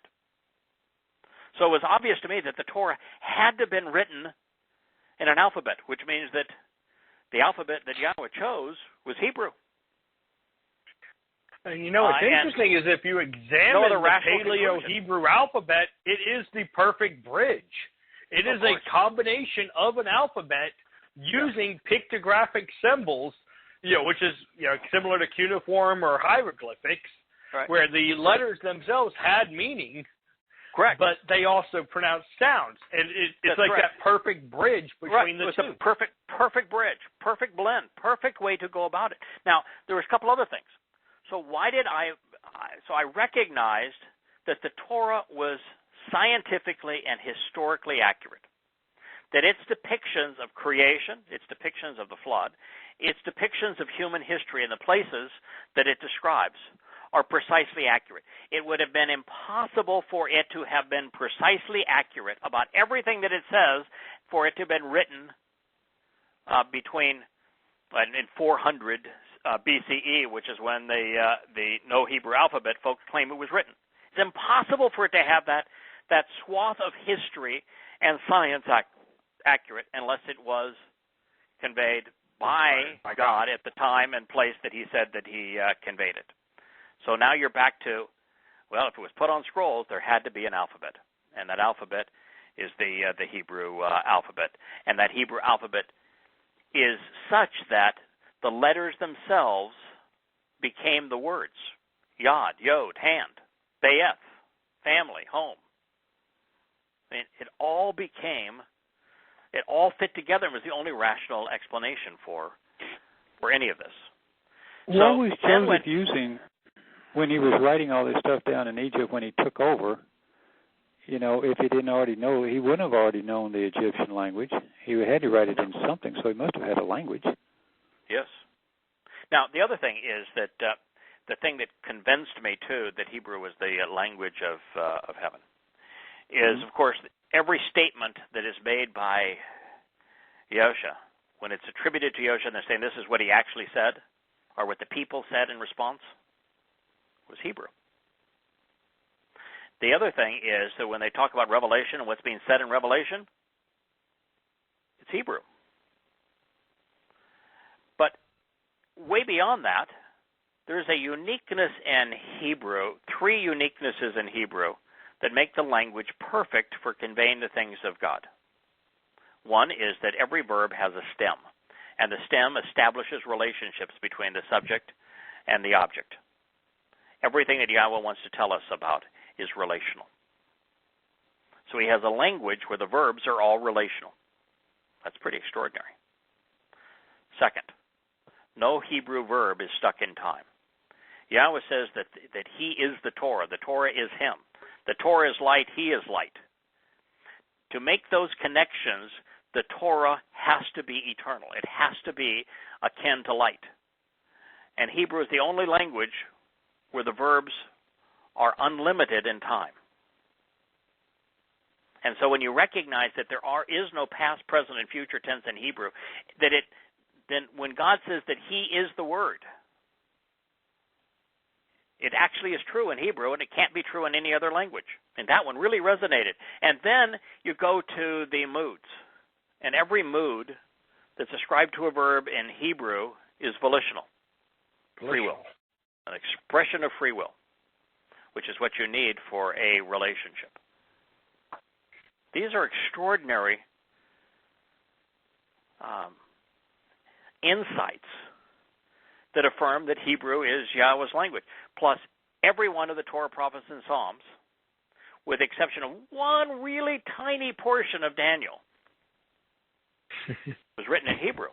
It was written in Hebrew. Yeah, I was going through that tiny portion in Daniel.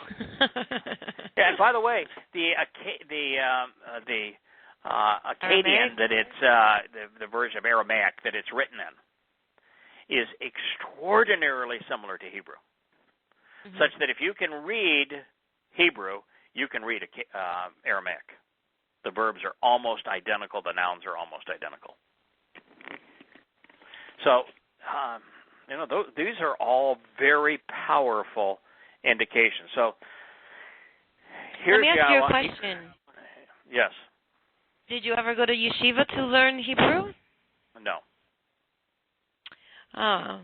Did you ever go to any other Hebrew school to learn Hebrew? No. No, I learned. Never had a professor, never had a guru, never had a sage, none of that? No.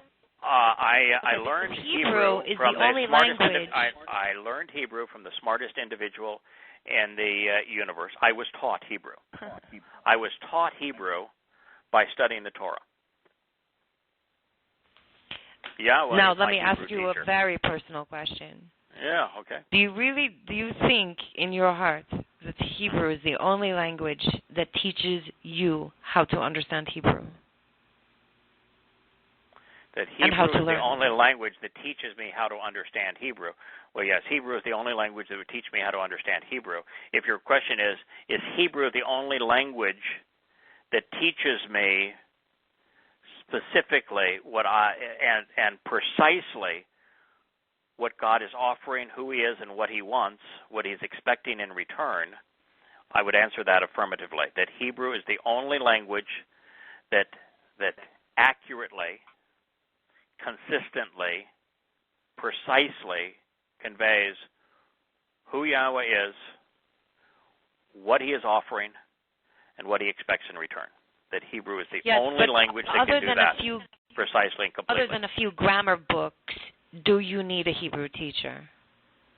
No, you need Yahweh and His Torah. Yeah. Now, I'm going to be honest in to say that. I say this only because it's a big deal in the Jewish community. I can't say I really rely. I use Hebrew dictionaries and lexicons, but I do not rely on them. What I mean by that is, and this is what I would strongly encourage everyone to do, and I know, JB, you do a lot of translating. This will resonate with you. What I do is I will look at the Hebrew dictionaries and lexicons, and I will look at not just what they say, because what they say is very often used to justify the errant English translations. They're pretty much written by religious If it's people. a noun, I'm going to look at the verbal root, the actionable root, because it usually defines the noun. I'm going to look at the shapes of the letters that are used to write the words, because they draw us a word picture.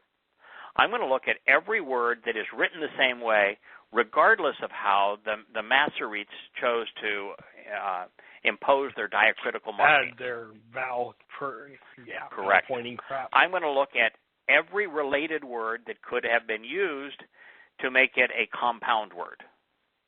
Like Yoel is Yahweh's God.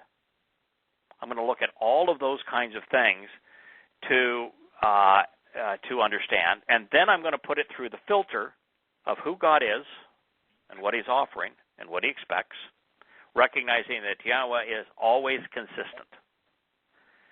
And then I'm going to put that word through the filter of context so that it not only makes sense in the overall discussion that Yahweh is engaged in, but that it's also consistent with every other time He uses the word.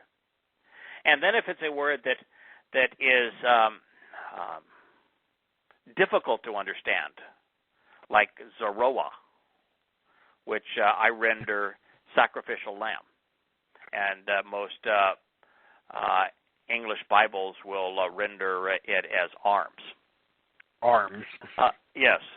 I will go to Yahweh's first use, and then I'll check His second use and third use, because Yahweh usually defines His words by their use, and when He begins to use Zeroah, it is in context of the sacrificial lamb of Pesach, and the portions of that sacrificial lamb and how that sacrificial lamb is prepared.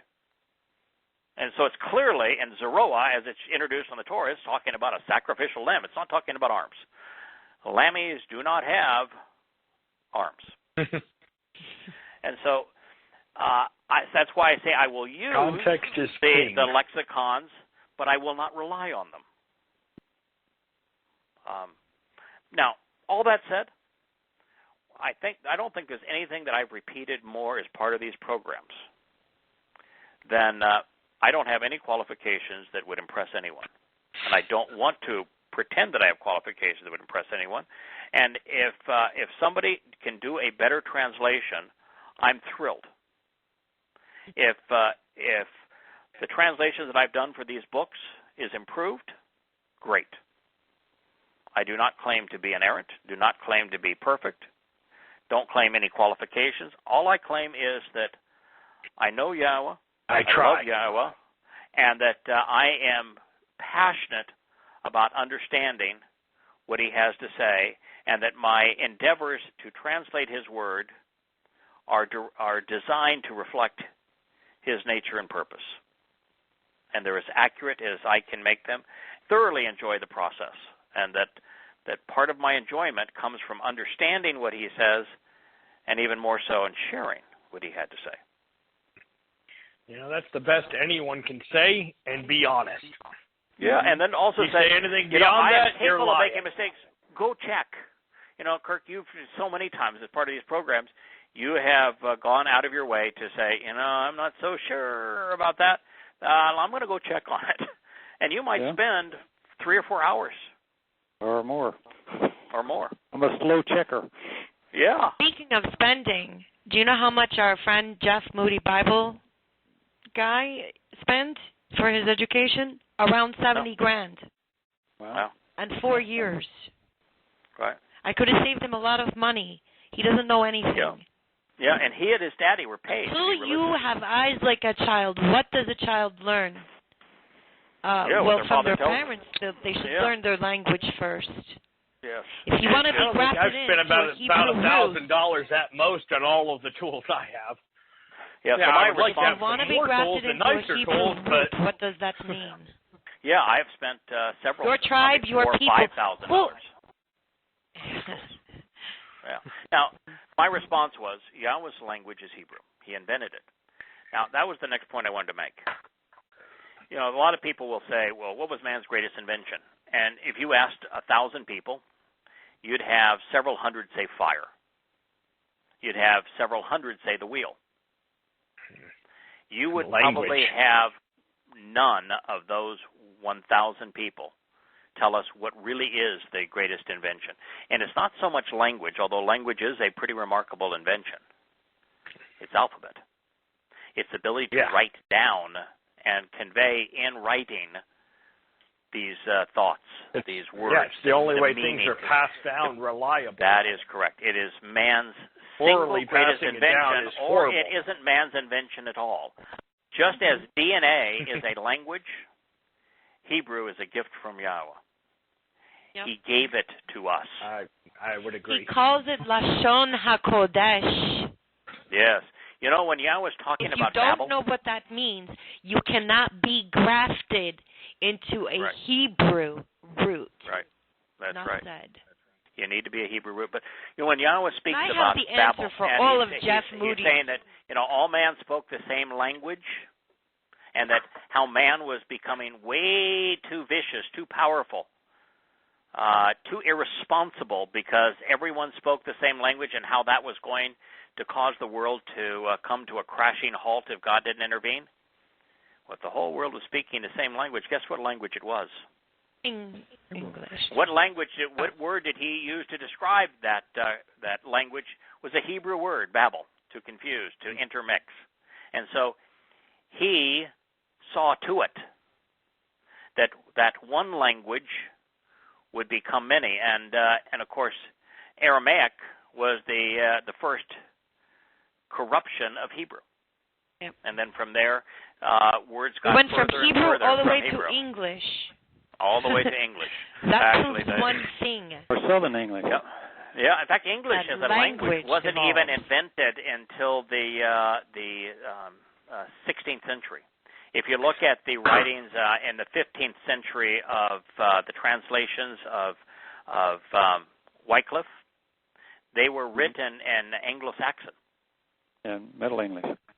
Yeah, it was English that's spoken in America today, and the English of that time are like... No, yes, but Anglo-Saxon was not English. It was a precursor to English. No. English as a language didn't come to exist until the 16th century. The English is a very, branch very from recent hodgepodge of about 15 different languages. Oh, of course it is. It's the English is the ultimate Babel, commingling. Yeah. Yeah, English is the ultimate Babel. It is a language based upon commingling. So anyway, I said that Yahweh's language is Hebrew. He invented it. He conceived it just as he conceived the language of life, DNA. He conceived the Hebrew alphabet. He gave us that language.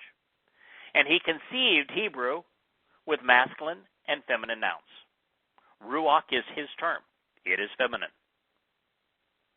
Beyond this, God presents hundreds of other insights to reveal that the Ruach Kodesh, the set-apart spirit, is maternal, that it's a maternal manifestation of his nature. Yahweh, after all, is father, mother, and child. The covenant is a family. Now, I went on to say, Hebrew is interesting in that all of the verbs are unconstrained by time. Most verbs are relational and establish a relationship between the subject and the object. And many verbs are volitional and thus convey free will. The language was perfectly conceived to convey Yahweh's nature, purpose, plan, and message. A relationship subject to free will, which makes us eternal. Like God, akin to light. I don't care what sailors call a boat in English. I care what Yahweh called the set-apart spirit in Hebrew. Yah could have used a masculine noun, but that is not what God chose. Details matter when it comes to Yahweh's word. That is why Yosha spoke of the eternally enduring nature of the Torah's Yod, smallest letter, and titles, the defining strokes, which comprise the other letters, speaking to the composition of Hebrew letters. You may believe that English would have served to communicate God's message quite well. But the fact remains, Yahweh chose Hebrew because Hebrew is better. Now that's one of the Frank, problems. how do you say Hebrew in Hebrew? Is it not a Brit? Yes. What does that convey to you? Bereth. Yeah. Yeah, it does. And if people cannot understand this, right, especially the Christians, I mean, everything is in the front of the book, people. Right. Yeah, when Yosha began the Sermon on the Mount telling us that not a single letter, not the smallest letter, which is the first letter in his name and Yahweh's name, that not the smallest letter, nor any stroke that comprises any one of the letters in the Hebrew language will be annulled so long as the heavens and earth exist, and they still have this animosity for Hebrew. And they claim to be followers of their Jesus. It requires a complete and total disconnect. Never spoken anything else. Right. Oh, yeah, they all read that book. You know, that Christian book, The Day God Spoke Greek. Yes. Oh, yeah, they like all that's read why that they came up with angel. That's how they came up with so many of these names. They can't get Jesus from the Greek because there was no such word that was even close to Jesus in the Greek, and he wasn't Greek. And if there are any of those theologians out there, Hebrew and the Christian mindset, because the Christian mindset grew out of the Roman mindset, and the Romans despised Hebrew. Everything. And so did the Greeks. Them. Yeah, the Greeks so as did the well. Greeks. Oh, yeah, the Greeks despised you got the Ptolemies, Jews. they couldn't stand them. Right. Yeah, well, the Greeks for all the theologians like Jeff Moody, go look up Paleo-Greek and see who stole what from whom. Yeah, of course. Yeah. It's just a matter of fact, and it's this anger, this hatred for Hebrew, of God having chosen Israelites to be his messenger, and having chosen Hebrew to be his language. They hate it, having chosen Yisrael to be his land.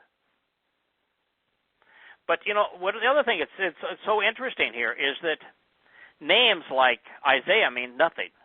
Yashayah communicates salvation is from Yahweh. Everything.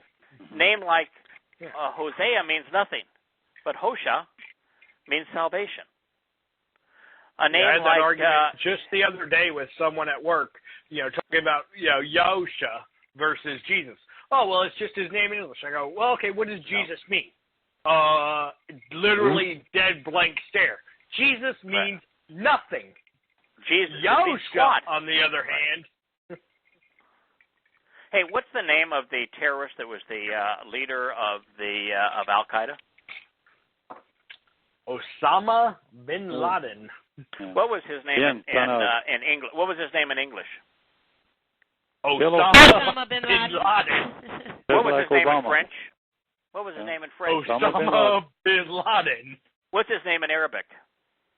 Osama bin Laden. So we give the respect to a terrorist, Osama bin Laden, of conveying his name, which is an Arabic name, in English, and we won't give Yahweh the same respect, or Yosha? No.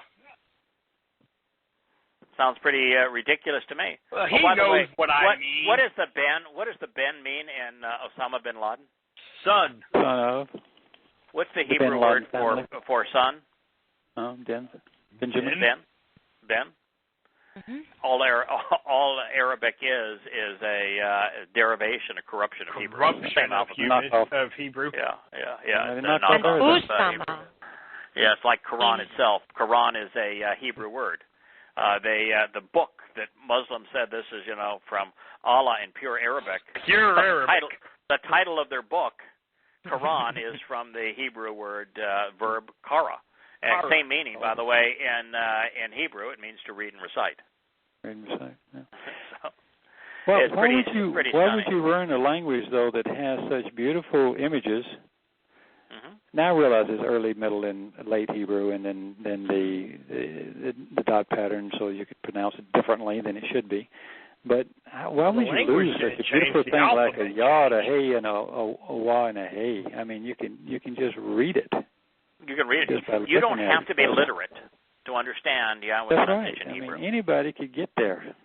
Right. And you can understand His name, God's hand reaching down and out to us with an open hand, the welcoming hand, the hand that's willing to grasp hold of your hand, and two people standing up, reaching up, looking up to Him, which would be a mother and father. Obviously, in this case, the mother and father of the covenant, Abraham and Sarah, reaching up and looking up to Him. And we know that the second one is Sarah because the hey at the end of a word makes it feminine. Yeah, makes it feminine. And they're standing on either side of a tent peg, and the tent peg, it was the symbol for enlarging and securing a home. Yeah, and I'm still looking for that kneeling letter. I can't find that kneeling letter. That kneeling down and worshiping letter? Yeah, don't find that one in Hebrew. That one. They all keep standing there. That one is at the end of the word Hashatan. Or look at the Hebrew word. Look at the Hebrew word for son.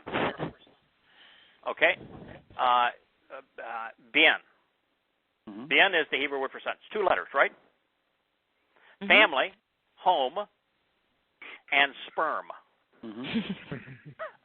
That's what the two letters are. You can't family without sperm. And the family without sperm. No. And you want to tell me you can't figure it out? No. Yeah. Sperm and a home creates a son. That's a family. Man.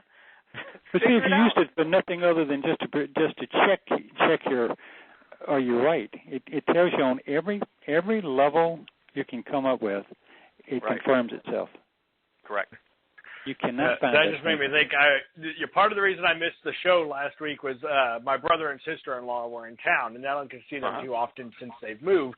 But it was great because my sister-in-law, we were having a talk at one point, and she was talking about last time they were down here, I installed Logos and everything on her computer for her so she could start trying to research this and, translate it herself. And she was so excited because she had broke down and examined her first Hebrew word. Between the last time they were here and here. And it was, I asked her, oh, great, well, what is it? And she's like, I started breaking down Yahweh's name. Wow. And she got into just, the detail of what she was able to get from the Paleo-Hebrew looking at Yahweh's name.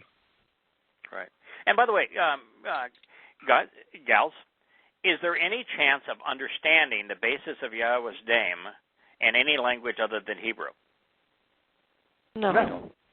Is the verb that Yahweh told us that His name is predicated upon an English verb? A Latin verb? A Greek verb? No, it's an Egyptian verb? Negative. No, it's a Hebrew verb, isn't it? And in fact, it's an extraordinary Hebrew verb. It has two people standing up with a hand in the middle.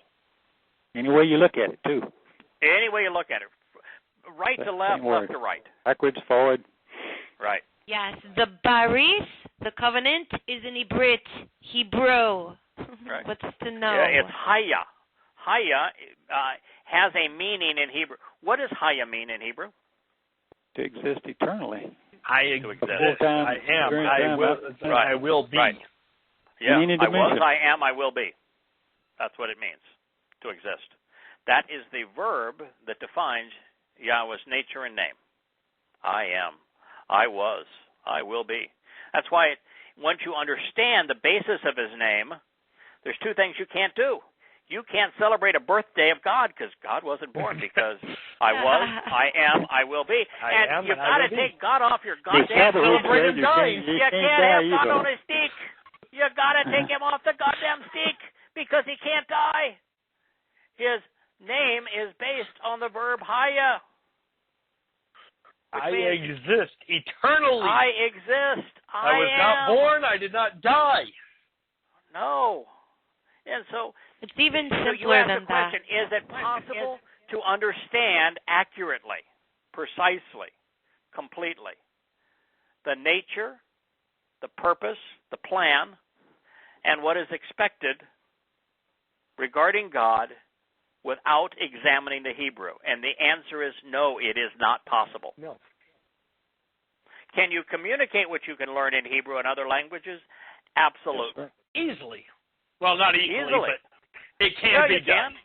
Yeah, it can be done. For those who hate Hebrew, why would you want to be in a tribe of a bunch of Hebrews? Well, if you hate Hebrew, why would you want to go to heaven? Because guess what language you're going to be speaking? I got news for you. There ain't but one language spoken once we get there. Yeah, that's right. It's I'm Hebrew. just trying to get a jump start on learning it now. Yeah, I'm enjoying it.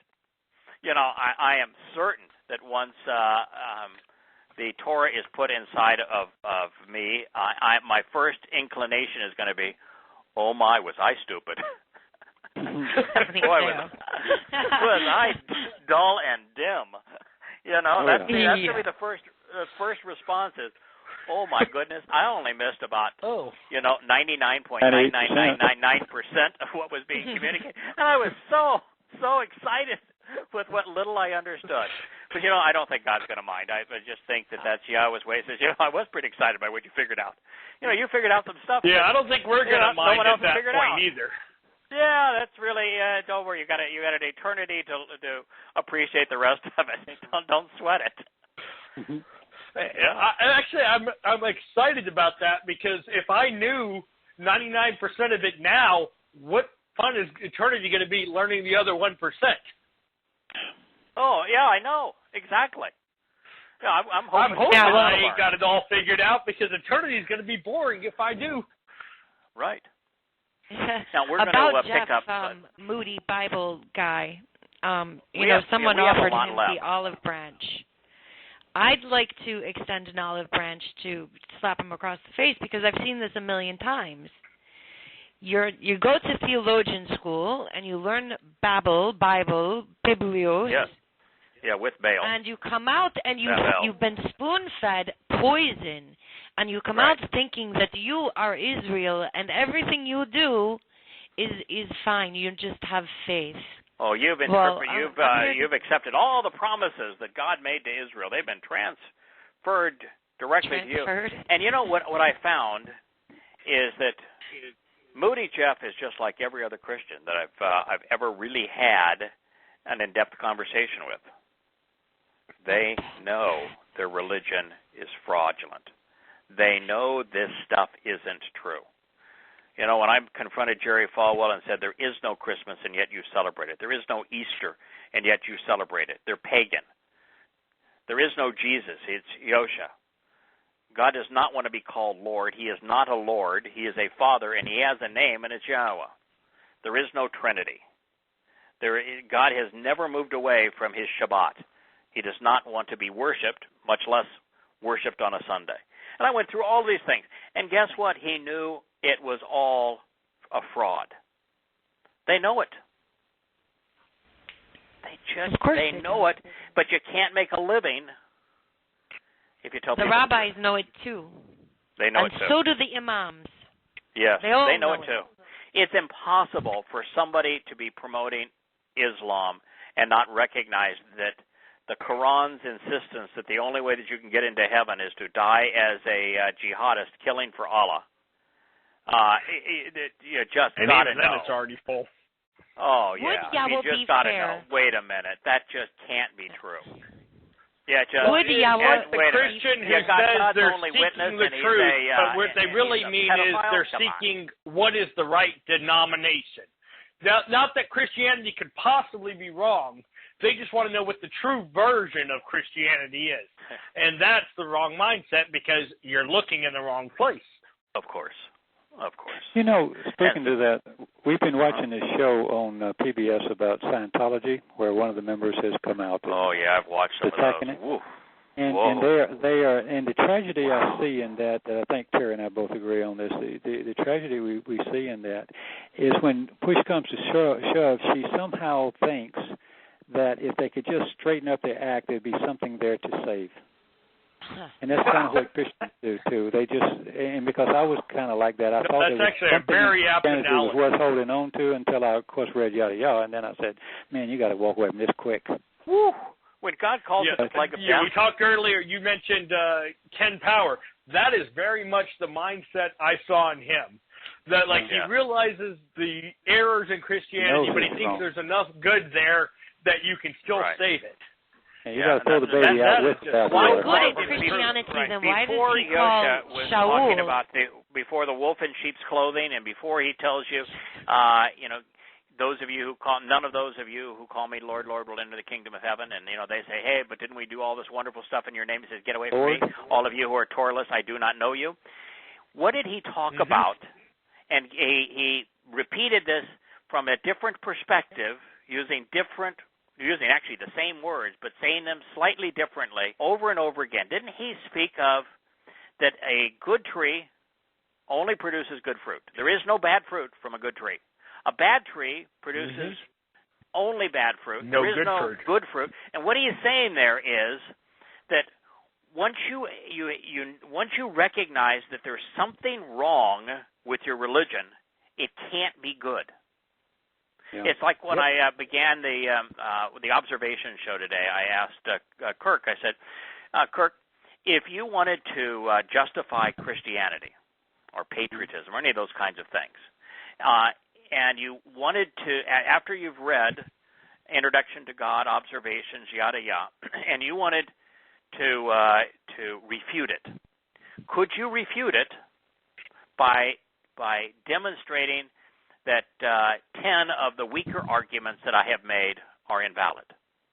You might be able to make a case, some sort of a case, if you could find them. Well, no, but you still are overwhelming evidence. There are 1,000 affirmations that Yahweh can be trusted and that his message is the antithesis of Christianity, and there's 1,000 affirmations that Christianity is wrong.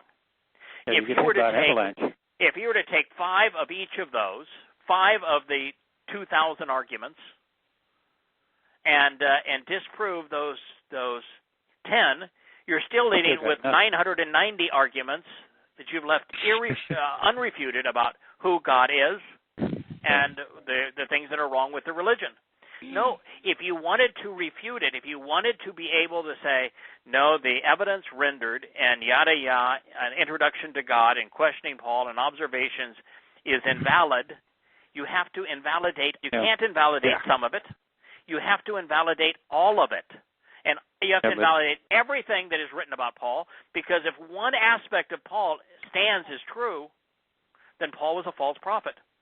When you started the book, you're being rational. You're assuming everything as a whole and using context. What most people do is they'll take one thing out of context, disprove it, and say, well, that means he can't be trusted, therefore I can dismiss everything. And that's what Moody Jeff is trying to do. He's trying to take and say, these are the weak points. So if you can't justify these weak points, then your whole case falls apart. That isn't the way that the case for Yahweh and against religion is presented in these books. unless you can refute all of it, when it speaks of who Yahweh is and what he is offering, and all of it as it attacks and criticizes religion, then you've got nothing. Yeah.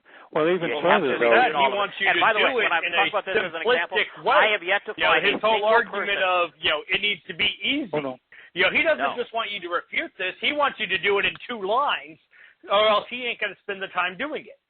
By the way, and I will also but JB, tell you did that. I haven't had a single person refute even the smallest aspect of the case that I've made on behalf of Yahweh. And the case I've made is simply translating what he had to say and then making the connections to convey what that means.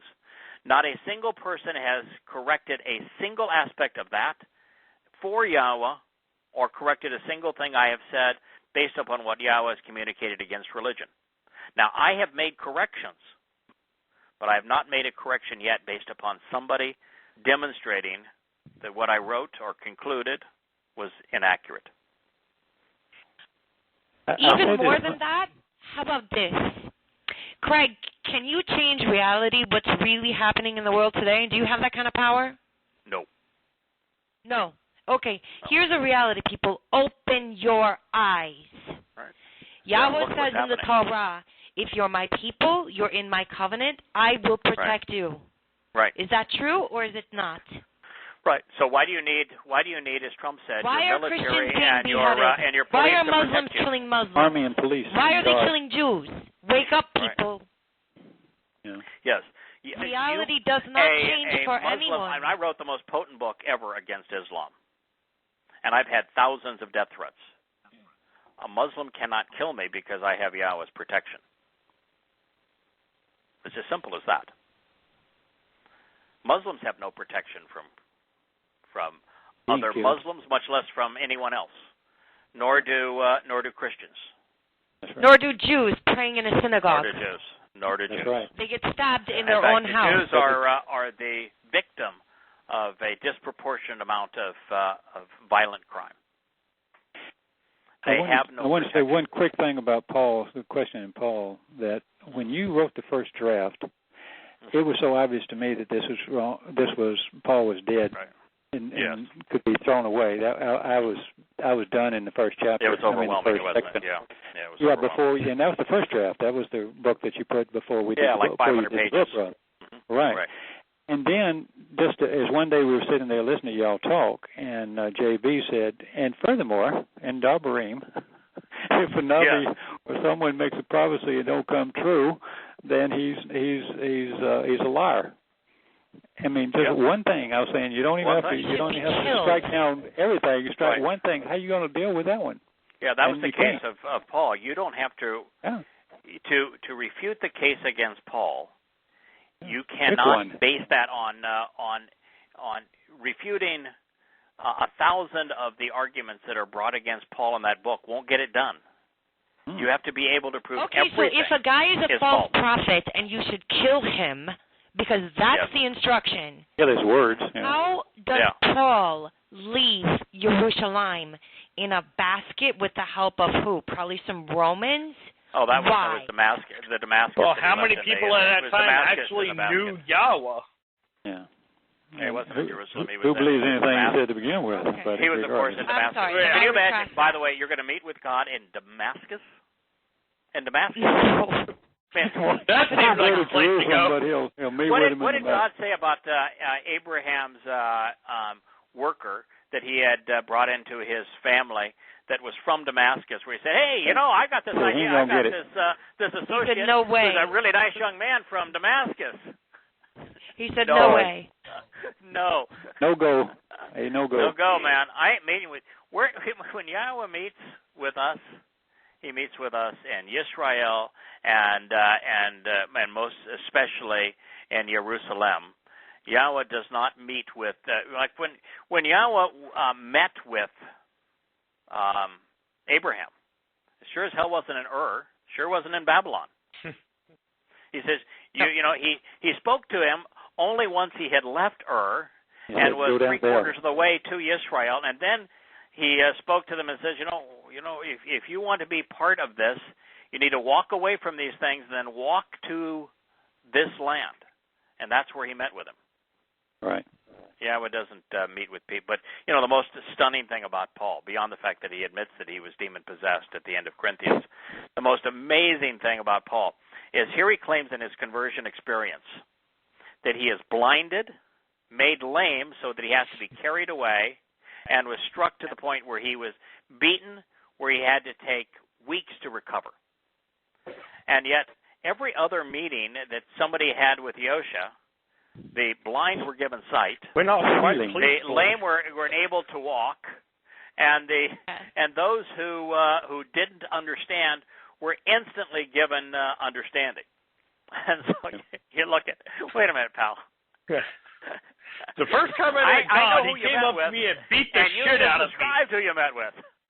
And it certainly isn't the same kind of meeting anybody had with Yosha. Can you imagine you've got Yahuchanan and Shimon ben Yahuchanan, and you've got Jacob, and they're and Yosha's inviting them to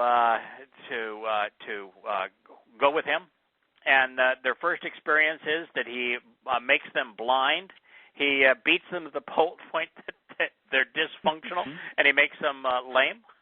Well, that's where I have to say, that is God.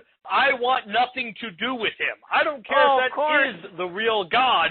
I would want nothing to do with that person. Correct. Right. Yeah. Let me ask you a question. This is, if I may. Sure. JB wrote the translation the other day about Moshe and the circumcision of his son. It's not in the Dead Sea Scrolls. I mean, there's very few words of it in the Dead Sea Scrolls, so it's a lot of stuff. The only thing that struck me about it was it was like, do this, or it's not about free will, because he says basically it implies that if you don't do this, I'm going to hurt you or kill you, or I'm going to kill your son. And that's what disturbed me about that thing, having a hard time wrapping my brain around it. Yeah. Oh, that passage where it is the ellipsis between Exodus 4. I responded to JB. Both of us have the same conclusion. God said no such thing. This idea that I'm going to kill you. That's what I came to. No. If you read the story, the three statements that are just essentially out of the blue. They're not translatable. They make no sense. And you don't know who it is that Yahweh was going to kill. You don't know why he was going to kill them. Kill him. And you go from God telling a story. This is what I want you to do, and then when you get there, this is what we're going to do together. And then it picks up and this is what's going to happen. Make sure you're going to do this. And make sure we're going to do it this way, and it's going to be really great. And then you've got these three verses. Three verses that come out of nowhere. Out of nowhere and so when James said, "Could you help me with this?" I'm struggling to translate. I said, "No, I'm not going to help you with it." I don't feel so dumb now because I can't wrap my brain around this one. There is it doesn't literally the hardest thing I've ever had to attempt to translate. And I said it doesn't fit, it doesn't work, and even if you were to translate the words, there's no way of understanding any of it, because it doesn't say who he wanted to kill or why he wanted to kill him. And it doesn't fit the context. I specifically went 10 verses ahead of time to the beginning of when this, the next story started, to think, okay, maybe there's some context that is being given in the Hebrew that's missed in the English. Maybe there's something I can get. And no, it's not. It's just like there's this story, then we stop in the middle of it to tell this, and then we go right back to where we were to begin with.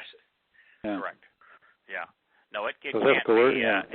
It just, the answer is just forget it. It makes no sense whatsoever. And Yahweh is consistent.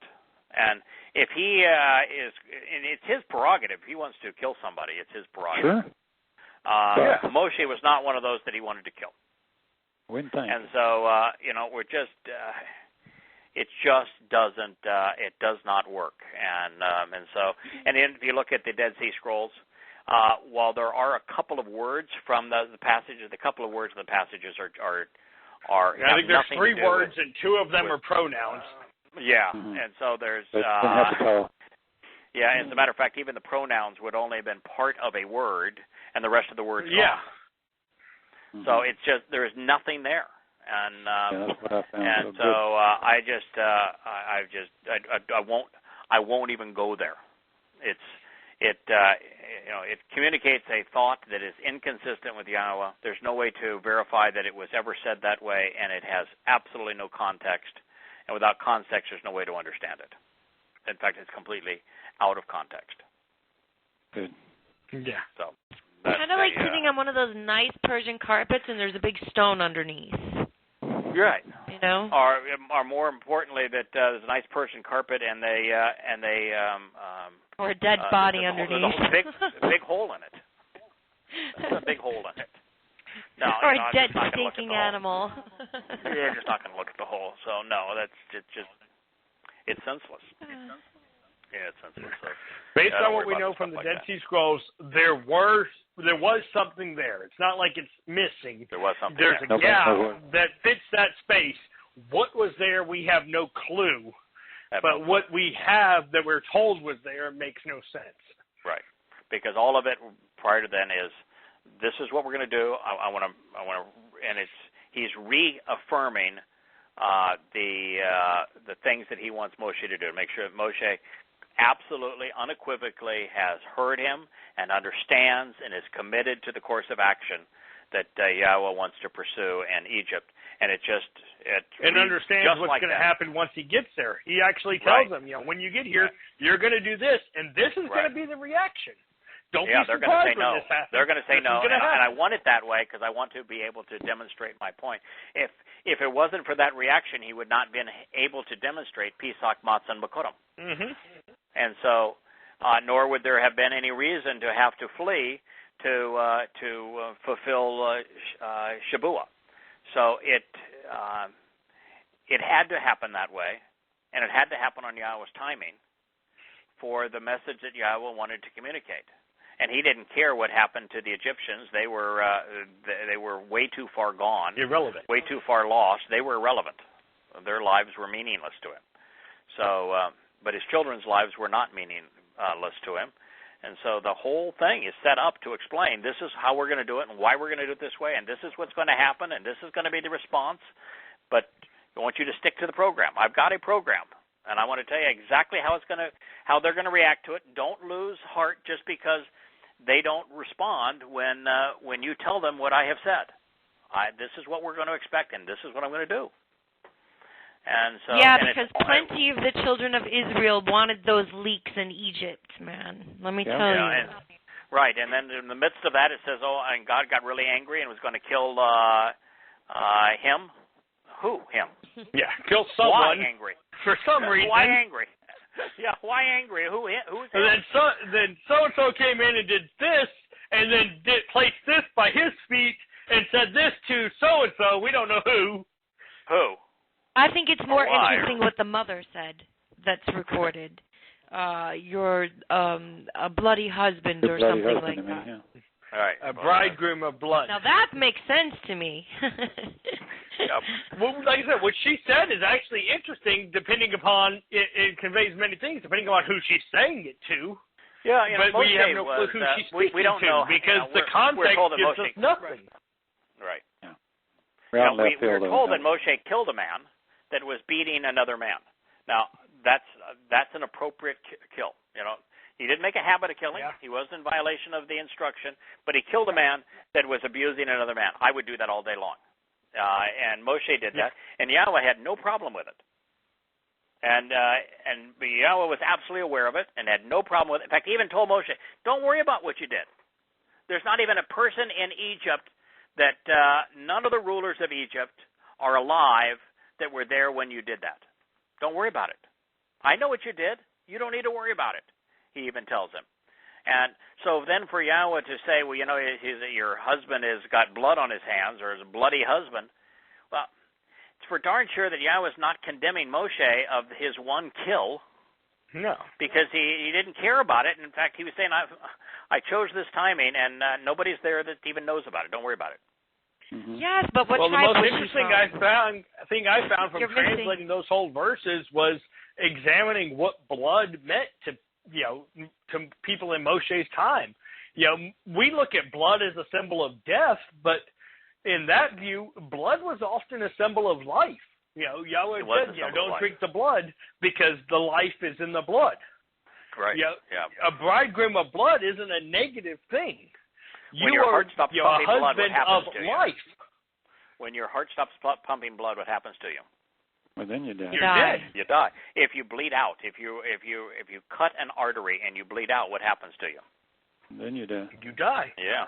So blood is the life. What is life. it that brings oxygen and nutrients to the cells of your body? Life's in the blood. No question. Right. Even the air that you breathe, the oxygen has to be transferred from the lungs into your blood for it to do any good. The blood is the source of life. When you a bridegroom of blood is not a negative thing. Right, that's correct. We would associate it with negative today because of our societal upbringing and culture, but to the people of the time, that wasn't tribe a was negative she from? Speaking of blood, insinuation. what tribe was she? She from? Speaking of blood. I don't know her from. What tribe was she from? She would have been somewhere from Arabia because that was where Moshe was. We're not told a whole lot about their origin. Yeah. Well, yeah, that tribe was in Western Arabia. That's where Yahweh met with Abraham. I mean, not with Abraham, but with Moshe. Western Arabia. Yeah, Moshe in Western Arabia. That's where Mount Horeb is in Western Arabia. Yeah. Yeah. That was another thing I found interesting was just how little of Moshe's life before Yahweh approached him were given. And not necessarily like it was unexpected, but it just goes to show, Yahweh's message is very focused. Everything Yahweh has to tell us in his Torah is about one thing: who he is, his relationship with us, and his path to us. Everything else that happened in Moshe's life that didn't have to do with that, we don't need to know because it don't matter. Right. This whole idea of like these movies they keep trying to put out about the Exodus, quote unquote, and where they give you all these details of Moshe's life, where he was raised as Pharaoh's son, and his brother and him had this relationship. It was contentious, and it's all bullshit. It is made up to sell movies, but people think it's real. What happened to Moshe? We're told the very, very few details. He was born. There was this whole thing going that his mother sent him away. He was picked up. He was raised. And then we jumped to him being an adult. Right. And there's a reason for that. There's aspects of his birth that are relevant, like, that for are example, important. The basis of his name. He's called Moshe because that means to draw out. What was Yahweh's purpose? And with his children in Israel, to draw them out. What's the purpose of the Moed Mikre that Yahweh would use as the path home? To draw out. They would walk to it. What's the purpose of the Torah? To draw us out of this world. Right. Who did he tell his name to? Yeah, Moshe. But there were I think 3 that chapters starts it all off, of doesn't it? Exodus before we have Yahweh approaching Moshe. And at that point, he's lived, almost at least a third of his life almost?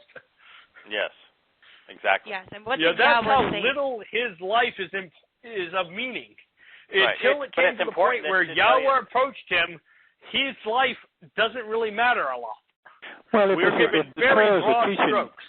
If the Torah is a teaching vehicle, then those things are not relevant. He's teaching, he's instructing, he's guiding, and the only things that are relevant to that are important to put in. Otherwise, we'd have this gigantic book that never gets he wants you to know that there were 3 common denominators among Abraham, Moshe, and Dode.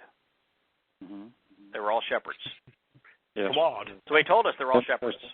That's relevant. Why? Because Yahweh's role is to be a shepherd. And he wants us who are part of the family to be shepherds. See, I don't even like the term very much of Dode being a king, because I think much more of a shepherd. He's still a leader, still a power, still someone in charge. of the Dowd flock, was but watching over spectacular the as flock. a shepherd. He was not very useful as a king. No, Yeah. exactly. Wasn't a great king. Was a great shepherd. He was not a great king. Hell of a but he was a great shepherd. Look what we've learned he was from a great shepherd. Yeah, he was a great shepherd. And we learned from him when he was a shepherd. We don't learn from him when he was a king. No. Now, I don't think Yahweh has any problem with Dowd being king or of Solomon being king. I think Yahweh was on board with both of them being king over his people. But they were flawed to begin with. Yeah, that's a tough job. But Dowd was as right as anybody had ever been. So if you're going to have a leader over the people, just representing Yahweh, it'd be pretty hard to do better than Dowd. Yeah, that's a pretty good king to have. If you're going to have a king.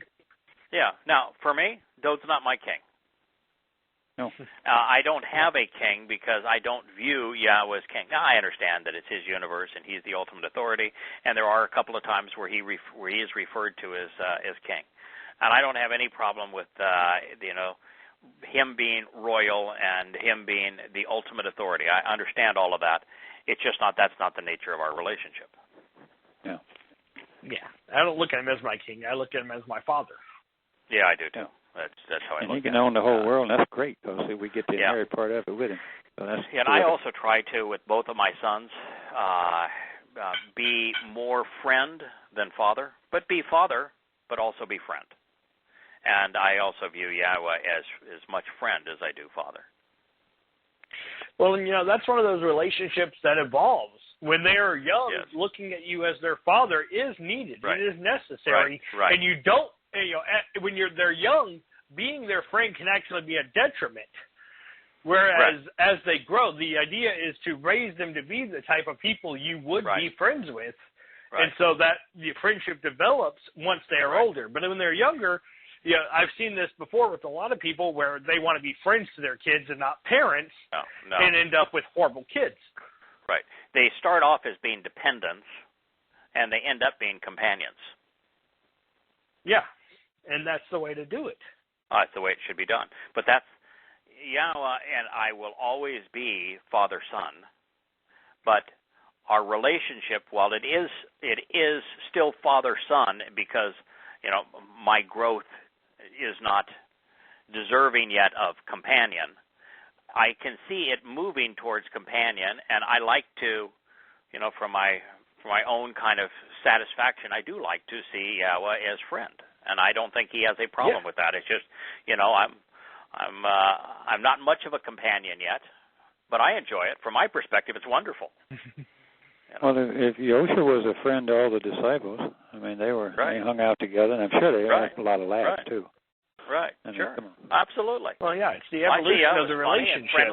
You move from father-child to friends. Okay, I'm going to have to get off. I'm being told there's something we got to call about a computer all right. thing. Well, best to Terry. I have enjoyed it. Thank Shabbat you, shalom, Lisa. Best to Larry. Say best to Patty. Shabbat JB. shalom. Yeah. Shabbat shalom. I will. Shabbat shalom. Yeah.